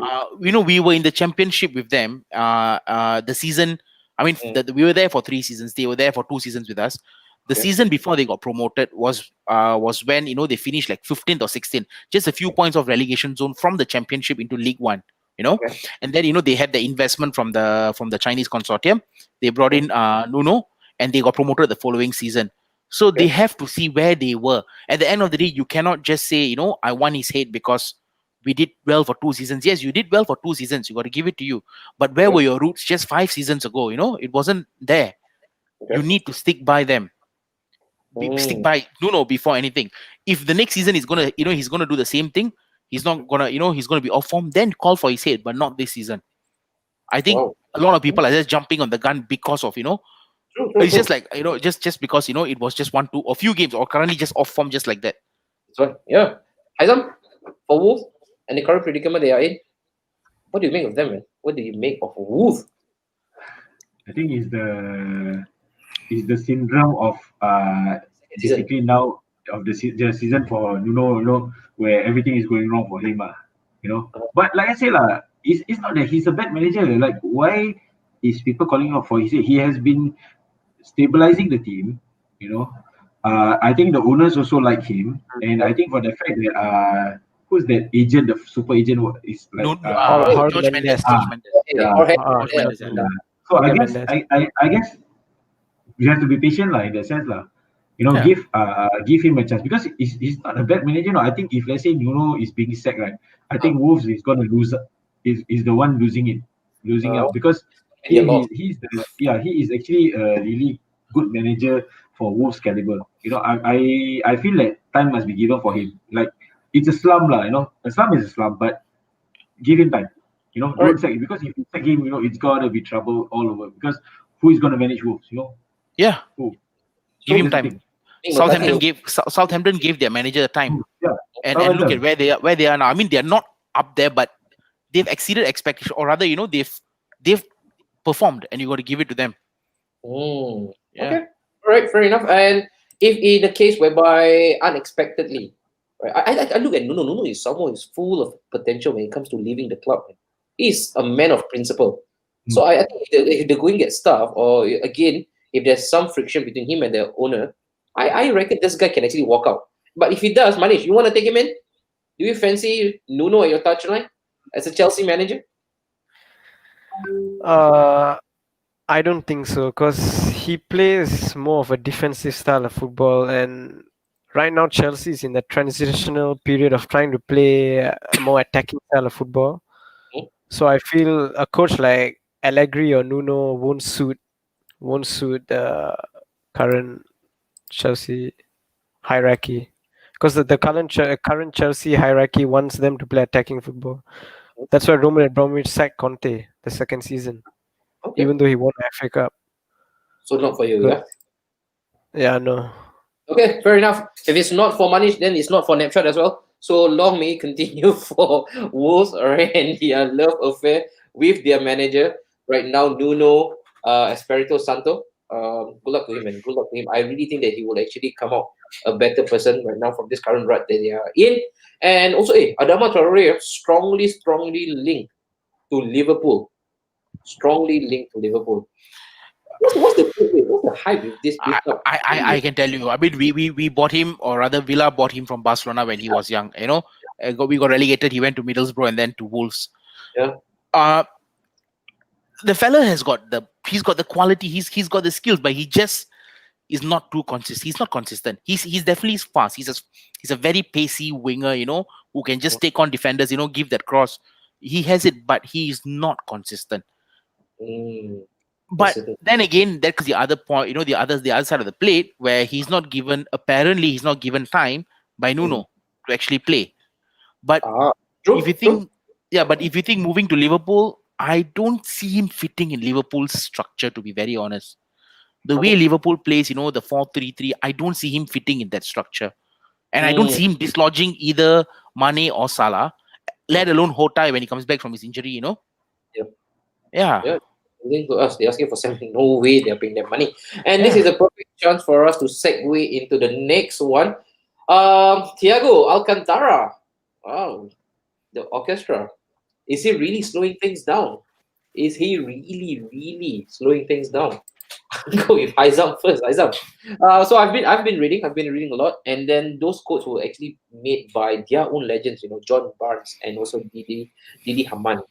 They mentioned that, and again, I really concur with the points made, because I actually spoke to my friends as well who are Liverpool fans, and I mentioned right now you guys are trying really hard to play to the tune of Thiago Alcantara, because for the past 3 and 4 seasons you guys are playing that gang pressing, you guys are playing football at a really breakneck speed. Everything was flying at 100 miles per hour, and then all of a sudden you have this guy right now, this beautiful footballer right in the middle of the pitch.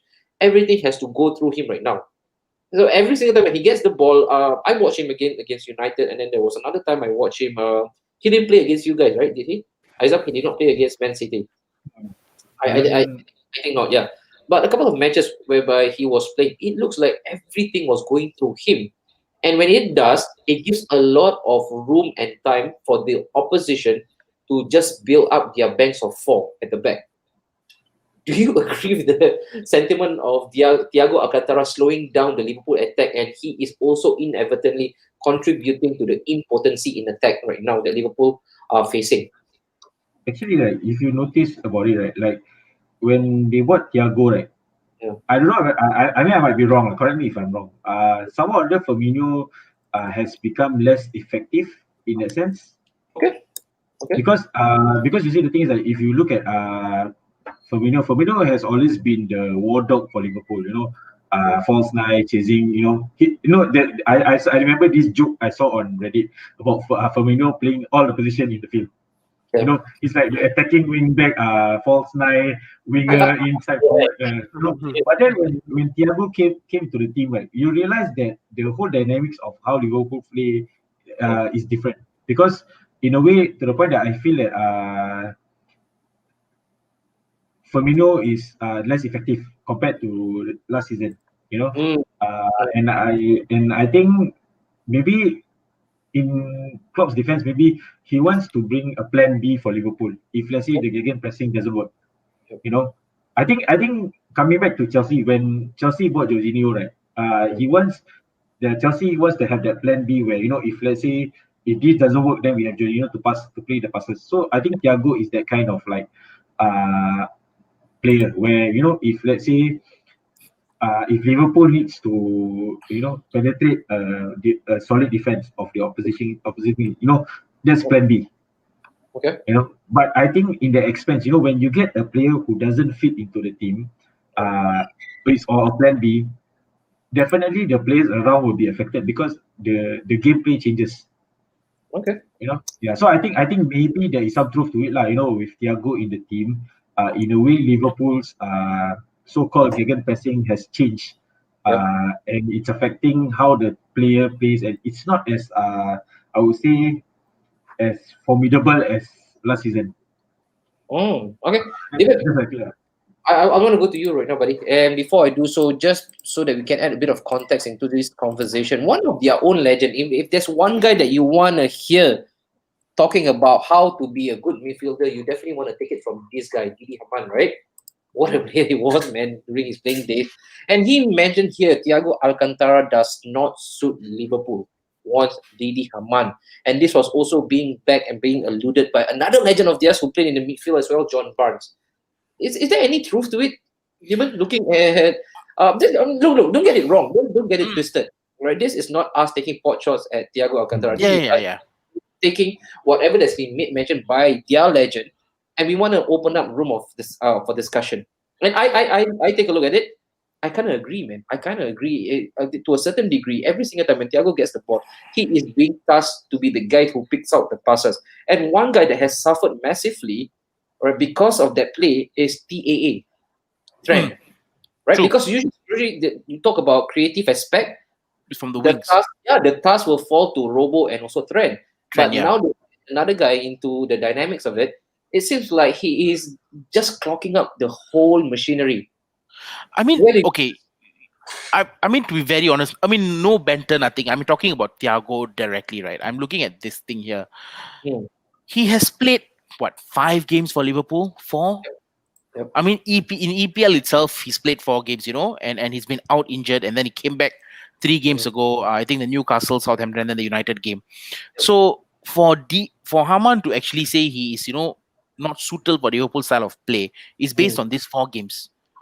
I don't think you can judge anyone. Yes, Trent and Robo, they are not as attacking compared to last season. The stats doesn't lie, Trent was up there with assists, but not this season. But I think as what Haizam said, maybe they're going for different kind of play to open up passes. Who's that person in the comment? I think one of the guys actually said that, Syed Azmil said that, Thiago, if you watch the opening goal against Chelsea, Thiago isn't slowing. I mean, they would know best. I've only watched one game, that is the Chelsea game. Apart from that, I haven't watched any Liverpool game which Thiago has played. Okay. So I think it's too early to pass judgment that he's not suited for Liverpool's kind of play.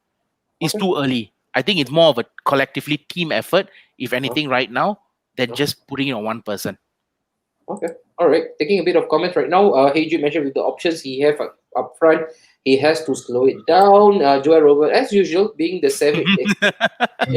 Thiago slowing down Liverpool.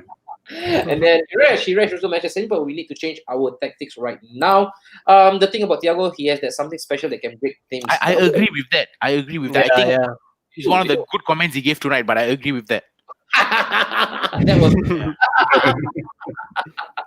all right. And then again, mentioned Firmino is a fake 9 now, no longer false. But what do you define as a fake 9? Like, is he playing all over the pitch? And then also, the front three has to buck up and stop being selfish. And let's see if you have anything worthy for us to show this. But didn't need of that. He's slowing down the pace, but we need to attack through the center as well. Thiago would be like Xabi Alonso type of thoughts. Oh, that's a good shout. That's a good shout. Really good for Victor. Really good observation.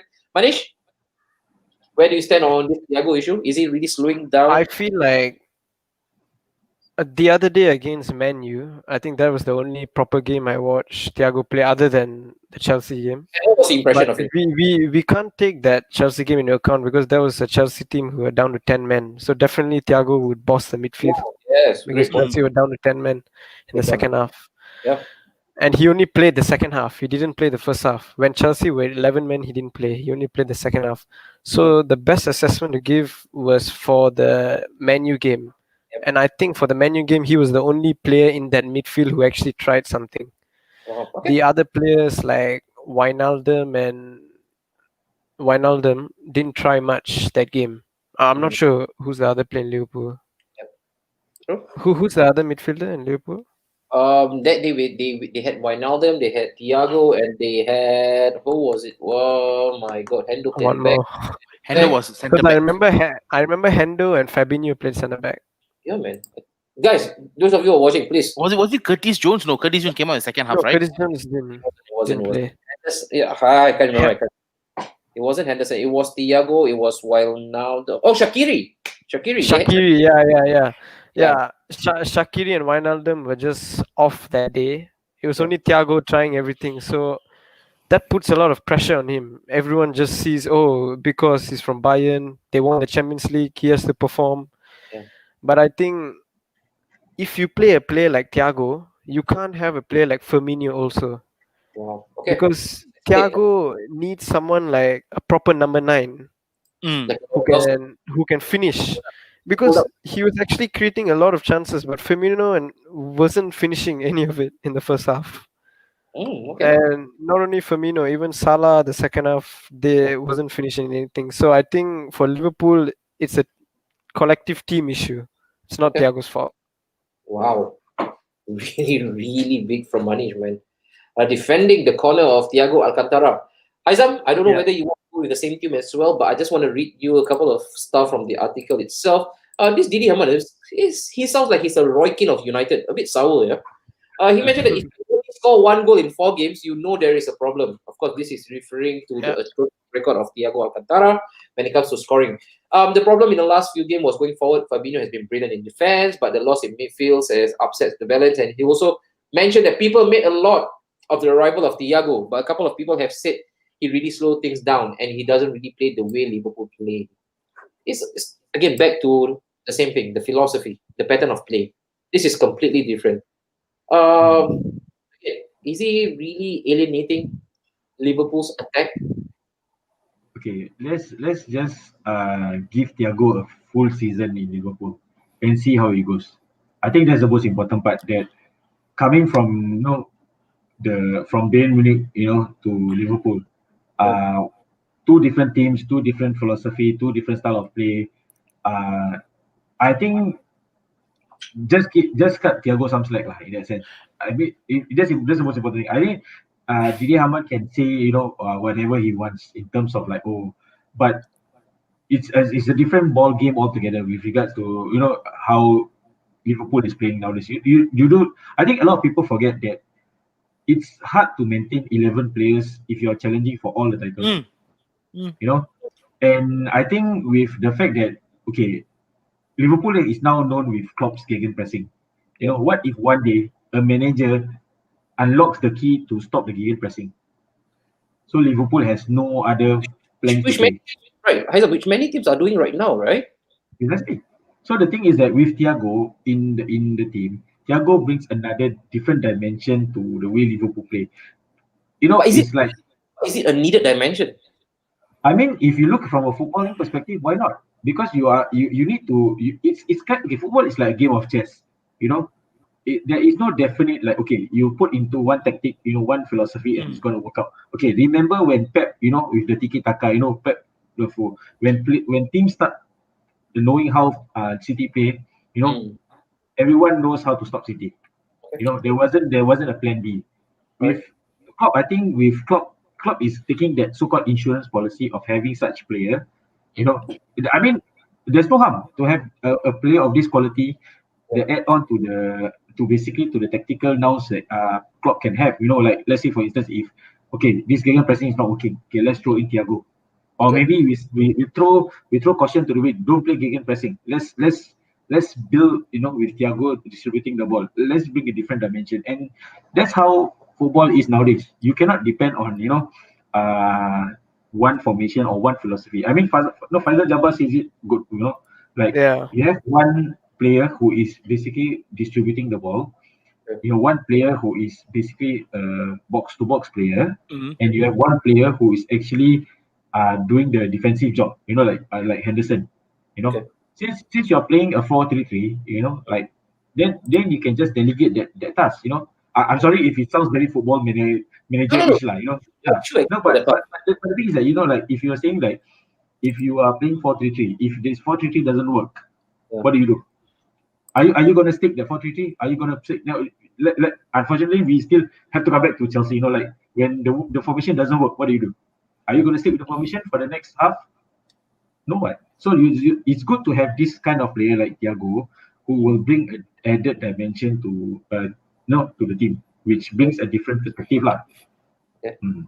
Right, Devon, close this chapter for us. Thiago Alcantara, patience. It seems that's the Patience, thing. definitely. I mean, you know what I said about the Chelsea players, Havertz and Werner. Coming from a different league, German league. Thiago came from there as well. So if Didi Hamann thinks he's slow, then you have to give him time. I mean, come on, Didi Hamann is a Liverpool legend, needless to say, Yeah. but he needs to know what to say, when to keep his mouth shut. I think he got it wrong with Thiago. To be very honest, I think Thiago is an exceptional player. He will come good for Liverpool. Okay. And with how some of the guys are saying in the comments that a lot of their players are injured. I mean, it's no excuse, but you have to give it. If the core of the team is injured, it's going to be very difficult. Trust me when I say that. Been there. Yeah. Then, give Thiago time, but why not for Kai Havertz? Hey, Because Thiago actually puts in 100%. No, wait. Thiago actually puts in 100% of the team. Kai Havertz right now, if you watch him play, he's just jogging. He's not running. He's just jogging. He loses the ball 10 times out of the 18 times he has the ball. So Thiago is totally different. You can't compare Thiago and Kai Havertz. Thiago is proven world class. Joe, you can't compare, Joe. How could you even go there, man? Come on, mature up, man. As Liverpool are transitioning into a different style of play this season due to the shortened pre-season. There you go. Wait, but I want to ask, man, what do you make of your own legends just coming out? They were really scathing with the assessment. John Barnes and also Didi Hamann. Oh yeah. Maybe want to ask, yeah. Thiago didn't pass to the corner flag, Joe. All right. And last but not least, this is I've specially curated this section for our lovely panel with the name of Bevan El Loco. Finding it tough right now. El Loco. Do you want to Bro. You see, right? You see, Bielsa is nominated for the manager of the year. How is that even possible? Why? Why? I mean, okay. Leeds are an exciting team to watch. I have to give it to Bielsa for instilling that in their team. They run non-stop. Okay. Good. They attack non-stop. Good. They go from defense to attack, 5-5. Good. But that's not winning them games. Okay. How is he even considered for the coach of the year? Yep. Like, I just don't get it. I don't get the hype. They are back after 17 years. They are good. Don't take it away from Leeds. They are playing. They are a very solid team. But the hype is just too much. It's just too much. I mean, 34 goals considered. Yeah. Probably the worst in the league. Behind West Brom. Literally behind West Brom. West Brom 43, they 34. Lost 9 games this season. Yep. So, what? Why? I don't understand. Can somebody enlighten me? Okay. Maybe Manish. Maybe you can enlighten our damsel in distress. But anyway, when it comes to United, are they finding it tough? And this kamikaze football of theirs, right? Are we supposed to laud them? A lot of adulation has been given to them. Look at them. I remember, guys. I was watching the derby of theirs against Manchester United. They were down, I think, by 6-1 or something like that. And then the commentator still had the audacity to look at Leeds United. At this point in time, they are still attacking. That shows a lot. That's the of the philosophy of Leeds United. And how brave Marco Bielsa is with the boys. Now look at them running. Look at them chasing the ball. Manish, isn't that the basics of football, Manish? Yeah, that is the basics of football. But the thing about Marcelo Bielsa is, in Leeds United right now, he doesn't have that quality of players who can win games the style he wants in the Premier League. The style he plays with the players he has definitely can win games in the Championship. But when you come to the Premier League, you have to change your style. You can't go on and play every game high pressing against big teams. Right. You have to sometimes just sit back, take a breather, and then go out. Unless if you have the quality of Man City, then you can play every game like that and go on and bash teams 9-0. But if not, then You can't play like that. No, I mean, not only quality, he is expecting this level of fitness from the team. I mean, just to put it into Yeah. perspective, right? The team that played, I think they played Brighton the last game. The team that played Brighton, out of the starting 11, okay, 9 of the players started in a championship game in 2018 against QPR. So so it's the same players. I mean, if you see the caliber of players, championship to the Premier League in 2 seasons, and I mean, again, they're not bad. If they're bad, they wouldn't be where they are. They would have been, with Fulham and West Brom and Sheffield. They are an exciting team to play. They are an exciting team to watch, and they honestly they do give team a run for their money. They are terrifying to watch with the fact that they can go from attack to defense or defense to attack in a split second. You know, but the hype around it, like losing 6-1 down, they're attacking. Good. It is a good thing. Nobody is taking it away from them. But the hype that's surrounding them, I just don't get it. I just don't get the hype. That's why. Haizam, help us, Haizam. Help us. Why are they such a darling, Haizam? Because it's clear for everyone to see. It's almost apparent that the kind of football, the naivety that they have portrayed, is only going to run them into ruins. But all right, the football fraternity, your pundits, your ex-professionals, your professionals, your commentators, they cannot stop themselves from praising Leeds United and Marco Bielsa's style of football. Why has everybody been hoodwinked to thinking that this is the greatest team after Barcelona of Pep Guardiola or after Brazil '94? Why? Why, bro? Okay. I put my City tinted glasses here because they don't want to give Pep Guardiola Manager of the Year. okay. Let's be put things. Let's be objective and fair about it. Okay, let's go. Okay, when it comes to football, right? Okay, I think football is all about goals, correct? The more goals you score, is more exciting. So I think with Bielsa doing what he's doing right now is that throw caution to the wind. If we concede 3, let's score 4 lah. Let's do it that way. I mean, like what Tiban mentioned, the player. I think the majority of the players that in our Leeds right now is basically the core of the team is still the players that were playing in the championship last season. So with the right investment, with the right players that fit Bielsa's style of play, right? Let's not discount Leeds. That's the thing. So I think because of the fact that Bielsa is doing what he does best he's not sacrificing his philosophy at all. Okay, so the thing is that he tries to get the players who he thinks that fit that philosophy to play for Leeds. Get this fast player that hit on the counter, defend as a team, attack as a team. Score goals.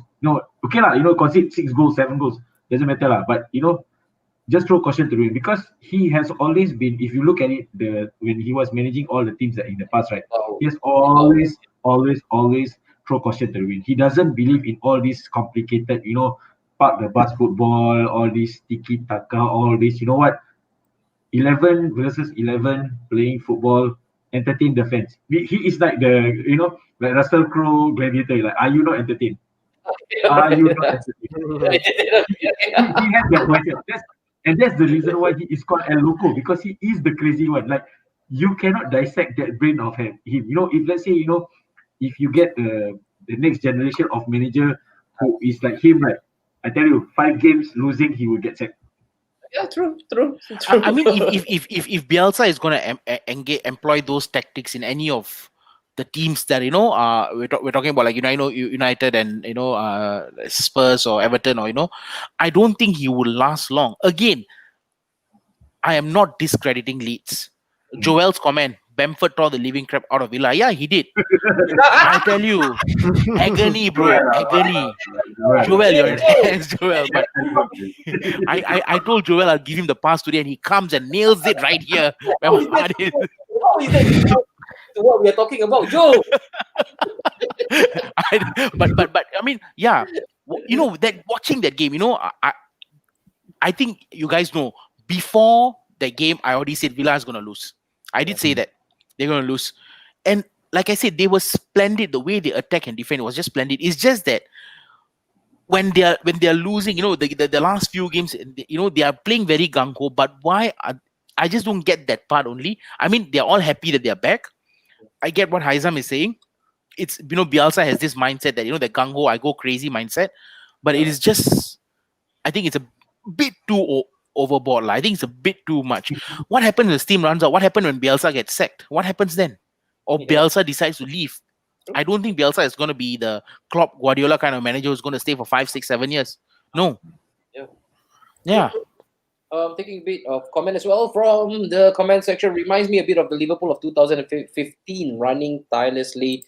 Victor Sim again coming in with his golden nugget. Leeds will be fine. They can beat most of the team down the table, but the upper half, they just need players of Premier League pedigree. With investment, the Whites will be different for the next 2 or 4 seasons. Maybe. Yeah. If they don't run themselves to the ground by then. Manish, Manish. Manish the man, Manish. El Vodka in Roman. Coming. This is a really, really tough question, but I don't think so, because I prefer a proven winner in Chelsea. It's a bit of hesitance. Are you considering Bielsa? No. Not at all, huh? No. You didn't come up with a lot of conviction, so I thought you. See, it's either you get a proven winner, or like a club legend who has also proved he's a winner. Okay, but proven crazy, not good enough. Proven crazy. No, because I think the problem with Bielsa is sometimes in the big games he doesn't set up his side properly. Yeah, but like, for example, because they run hard, they run fast, they challenge for the ball.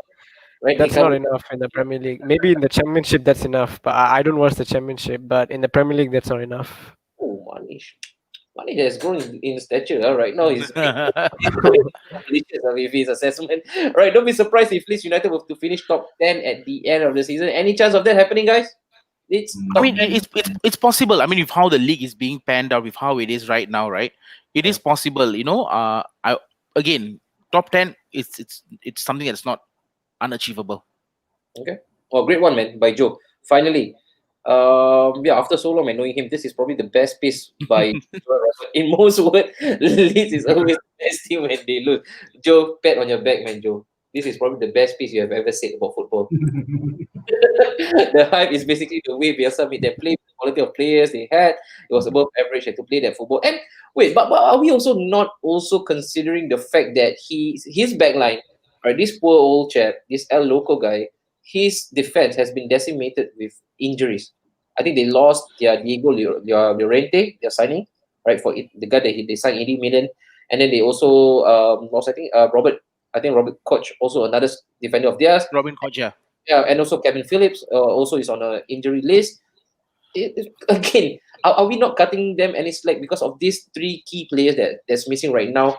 Thus, or hence the result that they are suffering from. I mean, if you want to cut them some slack, okay, but at the end of the day, I mean, they've lost the players. I mean, Robin Koch and Lorente and their holding midfielder Phillips.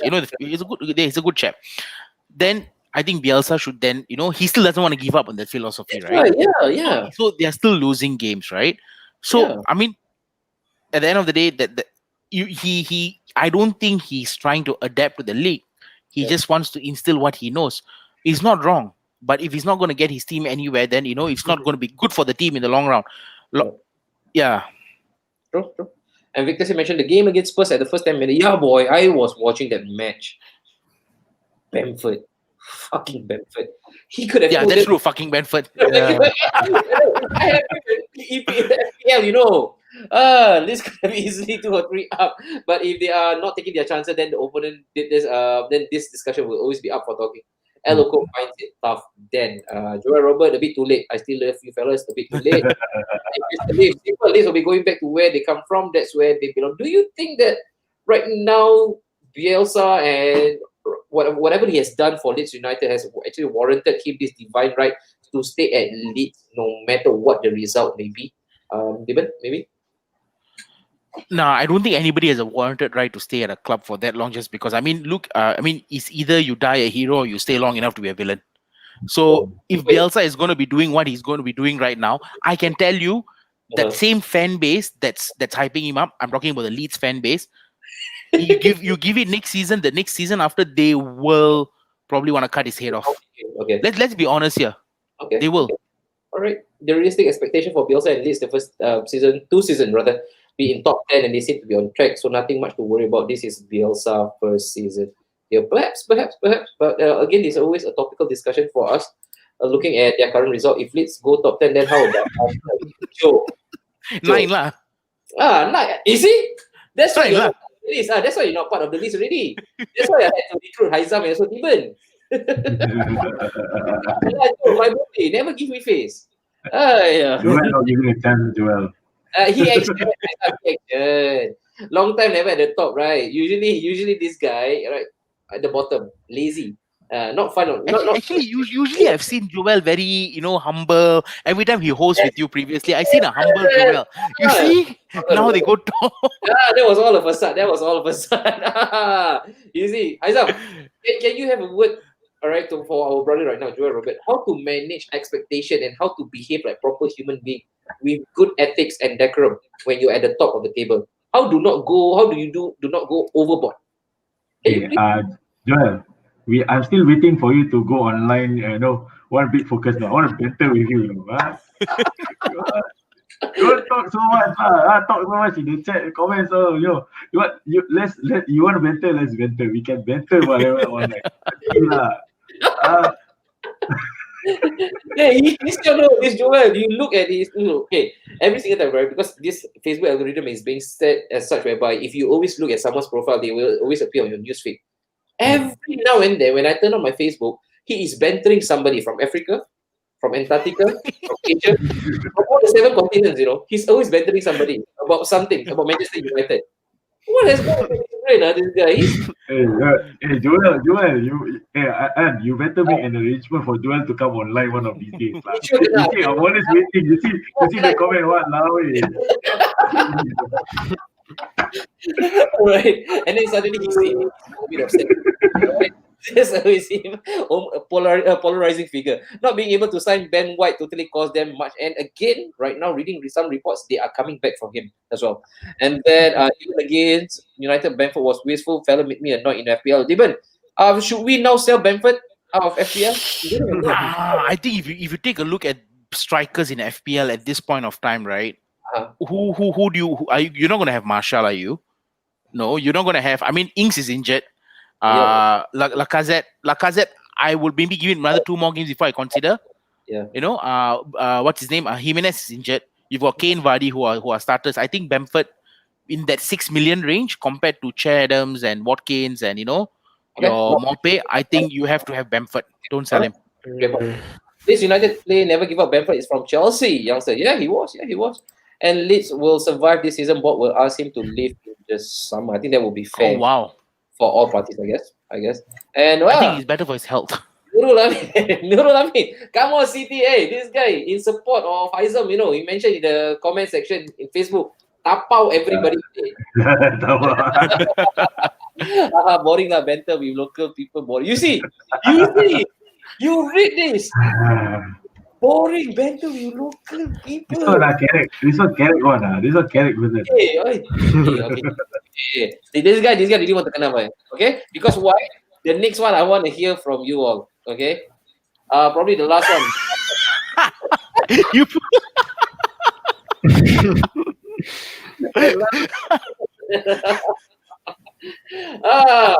So I want to. I look at this. I think this is a mathematic graph. A square plus B square equals to C square. Like a Pampers, man. This look like as well, right? So now I want to pit Steven and also Haizam together. Okay, for this, let's go with Haizam first. Haizam, you were the beneficiary, right? Of fortune, I would say. What do you think of this really extraordinary decision by VAR? Yeah, let's ask everyone. Okay. After the explanation, right? How many of us actually realized that there was such rule? No one knows. Really, nobody knows about it. Let's ask Manish. Manish, do you know such a rule existed? Yeah. No, I actually didn't watch the highlights. Okay, I'll give you a gist of it. So Rodri, right? Rodri was offside, like way offside. Martinez does a throw. Okay, so he throws the ball. I think one of the guys hits the ball, and then so Rodri is still offside. Mings, the ball falls to Mings. Rodri tackle Mings, steals the ball from him, passes to Bernardo Silva, who then scores. Take into consideration, this is where Rodri was. Well, just So by your explanation, man. So how about this? With that, Do you know such a rule existed that actually it's allowed? the little footballing acumen that you have in you. I mean, if that's allowed, I think every team's going to start doing it now. That's what we the void deck and in futsal matches. All right, I've grown a couple of inches in size, so I cannot run anymore. So that's what I do. We call it the camper. Right? I play underblock like that. Last time soccer field I do that. You cannot run. You can. No offside, no problem. Aizam, come on, Aizam. Come on. Take away your favorite phrase. Okay, I take away my tinted glass. The tinted Man City glass. Okay, so what can we deduce from this little fanfare? It's a complete farce, man. Yeah. The thing is that I always feel like ever since the the VAR, refereeing standards has dropped very badly. Okay. So I feel that this is one of the very weird referee decisions, with the linesman. Like, I think no one expected this is considered the ultimate bamboozle. Like, how is this possible? Like, okay, so I feel like like I mean, say Mings played the ball, but okay, in honesty, touch your heart, as an amateur footballer, right? We never thought this is possible, correct? Right? Like, it's always feel like when you are away that far, you are in an offside position. Like, who would have thought? Like, okay, because the opposition played the ball, okay, then it's not considered not offside. So it's really the baffling part that I mean I like I say from a refereeing, not from a football fan position, now I think this is all the managers will be thinking about this. Okay, let's have this one player that will stand by. Let's see. Let's hope the ball gets exactly. I mean, you see, this I think is a fellow Man City fan. He said Mings played the ball. Yeah, Mings played the ball. If you ask me from a defender's perspective, Mings should have headed the ball properly instead of chesting it. But then again, looking from a football perspective, right? Mings probably didn't know that Rodri was running up to him. He probably would have thought that, he's going to be offside. Even if this was a game where if it's any other team, I think it would have been that. So I don't think any of us knew. But the fact that PGMOL has clarified and said that it is deliberately played by Mings. Are you happy with the explanation? Yeah, are you satisfied with that? I mean, it is what it is, right? We win game, we lose games. I'm not going to say that we were robbed because of this. We still would have lost the penalty by cash. There was another decision that we were talking about, right, Haizam? The penalty that. So at the end of the day, it is what it is. We win some, we lose some. So yeah. And of course, your gaffer right now, he didn't go overly ballistic, right? But he did mention something was a fully load statement made, asking like juggling ball. We're juggling balls for Christmas. I tell you, this is why I love Dean Smith, right? Like this is why I love Dean Smith. I think he just even the interview, the post match interview, it's just absolute bollocks. It is. Like, I don't think a lot of players knew such a rule existed. I don't think any of us knew as fans that such a rule existed. Think about it. Antonio might be doing it for West Ham in the future. Bamford might be doing it for Leeds. Watkin doing it for Villa. Alba should do it. Like I said, it's going to cause mayhem. But the fact that this was given right now, right, it is going to cause a lot of controversy moving forward in the future. I mean, again, Bernardo Silva's strike was magnificent. You have to give it to him. I'm not being sore here, but I think you can see where I'm coming from a footballer point of view. You see, Faisal has said it. If this rule existed in the 80s or 90s, Singapore would have benefited from it because we have Tay Pinky, he's got often. And also maybe Marcus Rashford. Anybody? Any takers on Marcus Rashford? The guy who was born on the offside trap. Marcus Rashford would have actually benefited from it as well. Yeah. Morata also. Morata. Morata, king of offsides. Man. I mean, Ferdinand said it very well in the post-match interview. He said that it is a very shambolic decision to not give the offside. However, as a defender, the defender should have cleared the ball instead of But I think again that goes back to our earlier topic, how teams try to play from the back. Attack is the best form of defense. I mean, defense is the best form of attack. So I think he tried doing that, but I think it was just a whole fast confusion, which I hope doesn't ruin the game in the future. Do you think that it was something that was newly fabricated? That rule, it wasn't in the handbook, right? It wasn't in the manual book, and then because of that, I don't know. I mean, let's put it this way, if I'm not gonna say that it's a joke, but like what Iban say, it is what it is, it is what it is, because the thing is that it's human nature, and that's the beauty of football, because you see, it's football nowadays is already ridiculous with the VAR, with all this ruling, and especially in the COVID-19 with the announcement, cannot hug the players, blah blah blah blah. You can play football but cannot hug players. What the hell? Yeah. It's slowly becoming a joke, in a sense, because you see, the football that we all grew up with, it's all about the passion. It's 90 minutes. Just go crazy. All this ridiculous offside. We can be debating like it's an offside, it's not an offside, it's a handball. It's not.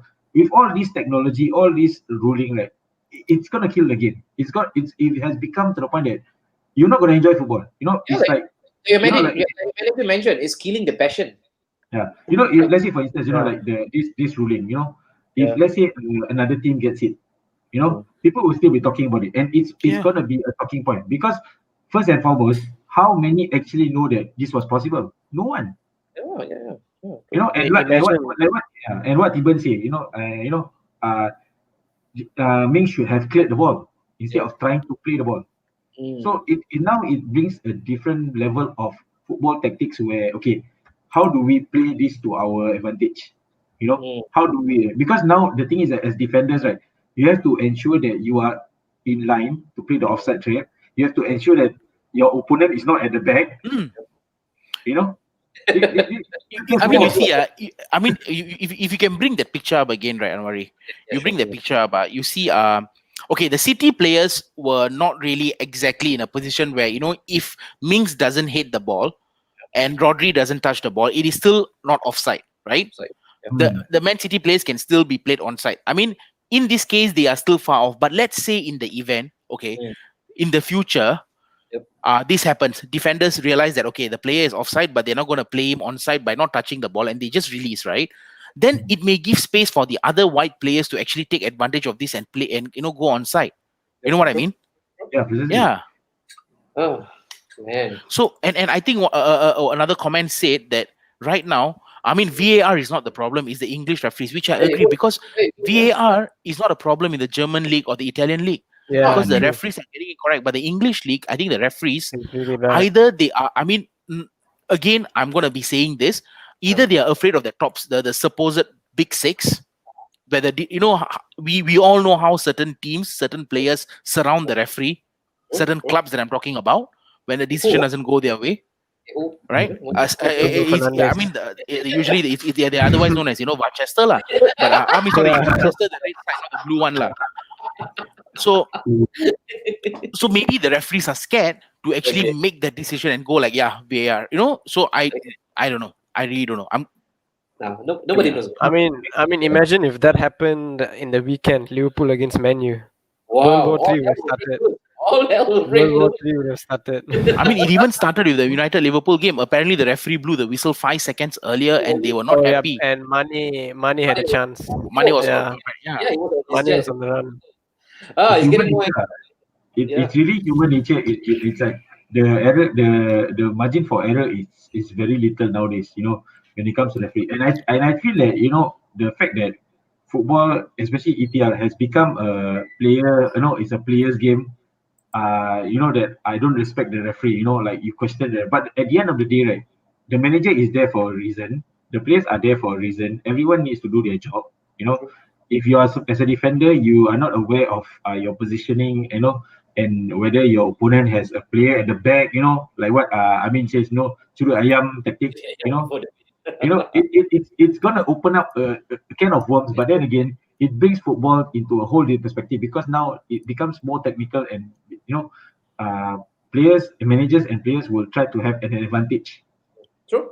But for me, as a content creator, long may it continue, so that we have a lot of discussion. during focus. but then again, right, we will never hear the end of it. Like you mentioned, human nature.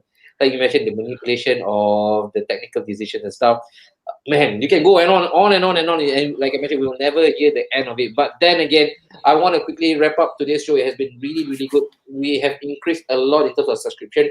Please, man, I want to hear from you guys. What do you make of this new lineup? Me, Haizam, and Tiban, and today Manish is our special guest. Every week we will have one special guest with us.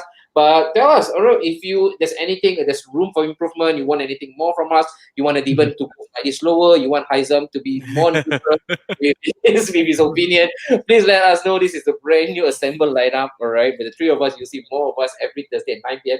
I just want to quickly, alright, curtain call, shut the shop with one, alright, of our individual pick, one player of the week.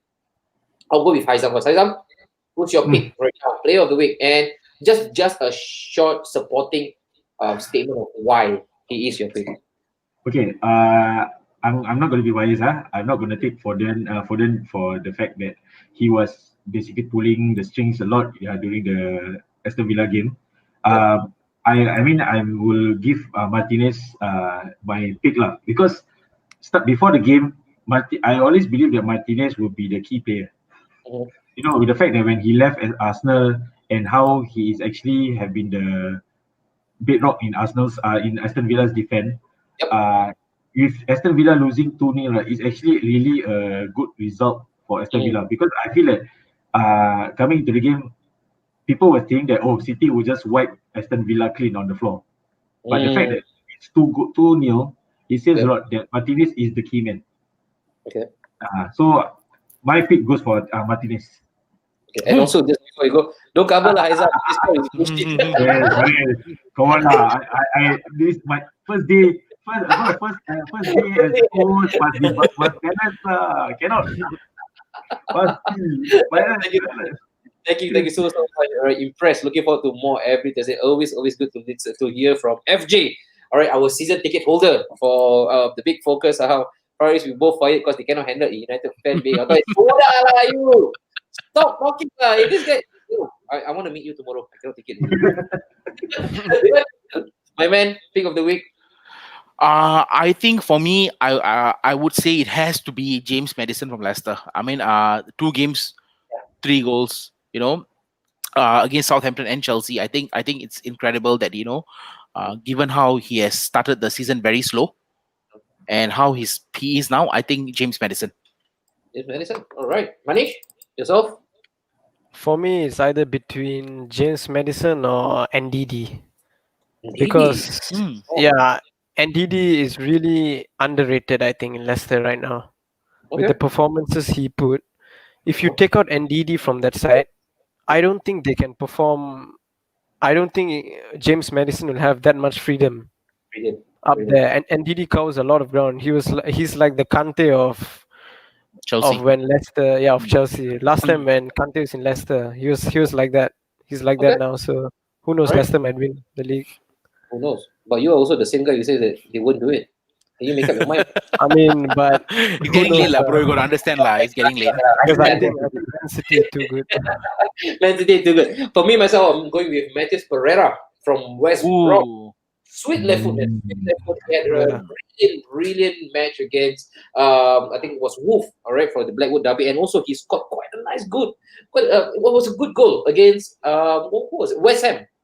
He ran through, and then I think he also had this magnificent free kick, I think during the earliest start of the season as well. So my pick is Matheus Pereira. I think if West Brom does indeed gonna go down that route of relegation, I'm very sure many people will circle around that boy. Definitely. Pereira, man. Yeah. Sweet left foot. And then from Faisal Jabbar, Alisson Becker. I'm gonna put my hands up, right? I've never been the biggest fan of Alisson Becker. I always feel that the only reason why he is so highly lauded and always spoken about is because he's in Liverpool, and he came at a really prime time when they were on the up, and that's why every little thing right now has been elevated a couple of notches higher. He could probably just catch, all right, flailing onto his arm, a simple one, and Liverpool fans will go, "Oh my god, what a worldie, man!" Right? He could have done that. But if there's one match, it could probably change my perception. And again, my own sentiment about Alisson Becker, it was definitely that match against Manchester United. I thought he was a cornerstone, man, in the back line. And during a time whereby they badly needed a leader at the back, he was the guy. He came up really, really big. So I agree with Alisson Becker as well. Alisson Becker or KDB. KDB, why is he not making the list? Come on lah, you're dying to call out for this, KDB. Why you give me this third option? Yeah. Okay, before the Aston Villa game, I thought KDB would make an impact, but surprisingly, he didn't make an exact impact as usual. I felt that it was more Foden made an impact in terms of like he was taking on the Aston Villa defenders, on the left flank, and the fact that we didn't play with a striker, we played with false nine. Bernardo Silva was the false nine. Okay. So I think with that, KDB had to play deeper in that sense because Bernardo had to drop even deeper to basically play as a collective unit lah. So I mean subjective lah. If KDB is the player of the week for some people, kudos to them lah. But for me, I felt that if you talk about for the week, I think Foden gets it for me lah. From City lah. Foden. Also mentioned Lindelof raising from the grave for once. Yeah, the most lamented, the most marginalized defender and player in Manchester United. I thought he did really well. I thought he did really well against Liverpool. But maybe because of the tactic that was being deployed, they played slightly deeper than usual. So that gave rise to his whatever talent he has as a defender for Lindelof. And then Victor also came in. Very good one, man. Antonio, good shout. Step up after Haller's departure. Great from you guys tonight. Keep it up. Thank you so much, my man. And also from Lee Alexander, top. Hey, you already. Alex, this one between us. I will never bring up his name. Only between us, right? Bruno Fernandes, player of the week lah. He has proved that big games are not for him. We'll have this discussion soon, really soon. All right. I want to give him a bit more time. All right, because Bruno is going to play Arsenal. If you guys still consider Arsenal as part of the big traditional six, so he can actually be categorized. It can be categorized as a big game. All right. So if he does not turn up again, then we will have this up for discussion. I know, Aizam on Facebook. Wow, you were beating your drums real hard, man. When it came to the KDB and also Bruno. Okay, just wait. Let it out. Let it read. This comparison, KDB. Bruno. Is he a big? Is he a big time player? I don't think he's fit to even talk in the same breath as KDB lah. Let's give Bruno 2 seasons and see whether he's worth it lah. Okay. As it is. You said right. They click this up. As it is. Bruno is not even fit to fill the shoes of David Silva. Ooh. Sorry, Joel. Close to this. You want me to talk about Bruno and then people start attacking me saying I'm a Villa fan. And then I cannot talk. But then again, I have to say Bruno has to step on a Villa defender's leg to get a penalty so that's Manish, you've been shaking your head left, right, center. I want to hear it from you as well. Bruno, KDB is no, that's not discussion. KDB is world class. Yeah. KDB is one of the best in the world. You can't compare Bruno. You can't even bring this up as a discussion, like hands down. You can't bring this up as a discussion. If somebody wants to, right, please bring him to the show, and then I'll just sit and watch like that. Yeah. All right, look at that. People's face with Bruno is mentioned, loving it. Happy birthday. Hey, Marwan Isaac says, happy birthday, my bro. I'm already coming. Hey, wrong. Thank you, man. Thank you, my guy. And also, happy birthday once again. All right, thank you so much, Joel. Although I don't really like your presence today, I don't like the energy you bring, but then again, thank you so much. Great work, Haizam. Great talk. Gentlemen, 2 seasons proof. Yeah, that should be the yardstick. 2 seasons. And then Bruno Fernandes, flat track bully. Who is KDB? I only know Emil Smith. Bro, respect that name. Respect that name, man. Why even can't compare KDB and Bruno? Just absurd, man. Joe, can't you compare Bruno to Cesc Fabregas? Cesc Fabregas, Arsenal, Chelsea. Are we taking this out of the ring with Cesc Fabregas as well? And then we need Joel back, please. Joel, there's a cry. There's a call for you to be back, man. There's a call for you to be back. Happy birthday, brother. Anwar. Thank you so much. But then again, with that, thank you so much. This was really a good debut, Manish. I really, from the bottom of my heart, I want to say thank you. And to Thanks for the invite. Thanks for the invite. yes, and to all of your really savage friends. Yeah, one hell of a crowd, man. One hell of a crowd. Great. They couldn't be stopped. It was like a wrecking train, like Yeah. Ball, man. They are hardcore Liverpool fans and Man U Miley fans Cyrus and Chelsea fans. Yeah. wrecking ball status, man. Wrecking ball status. But then again, still going out to them. Haizam, thank you so much. Also, no, it's really good to have you on board as usual. People, my man, always bringing fire to the frame as usual. it's a pleasure. It's a pleasure. We'll see you guys again. It will be next week, same setting, big focus, 9 p.m. Guess what? If you want us to speak about something, slide us the DM. You can go to Demon Straight, you can go to Haizam Straight.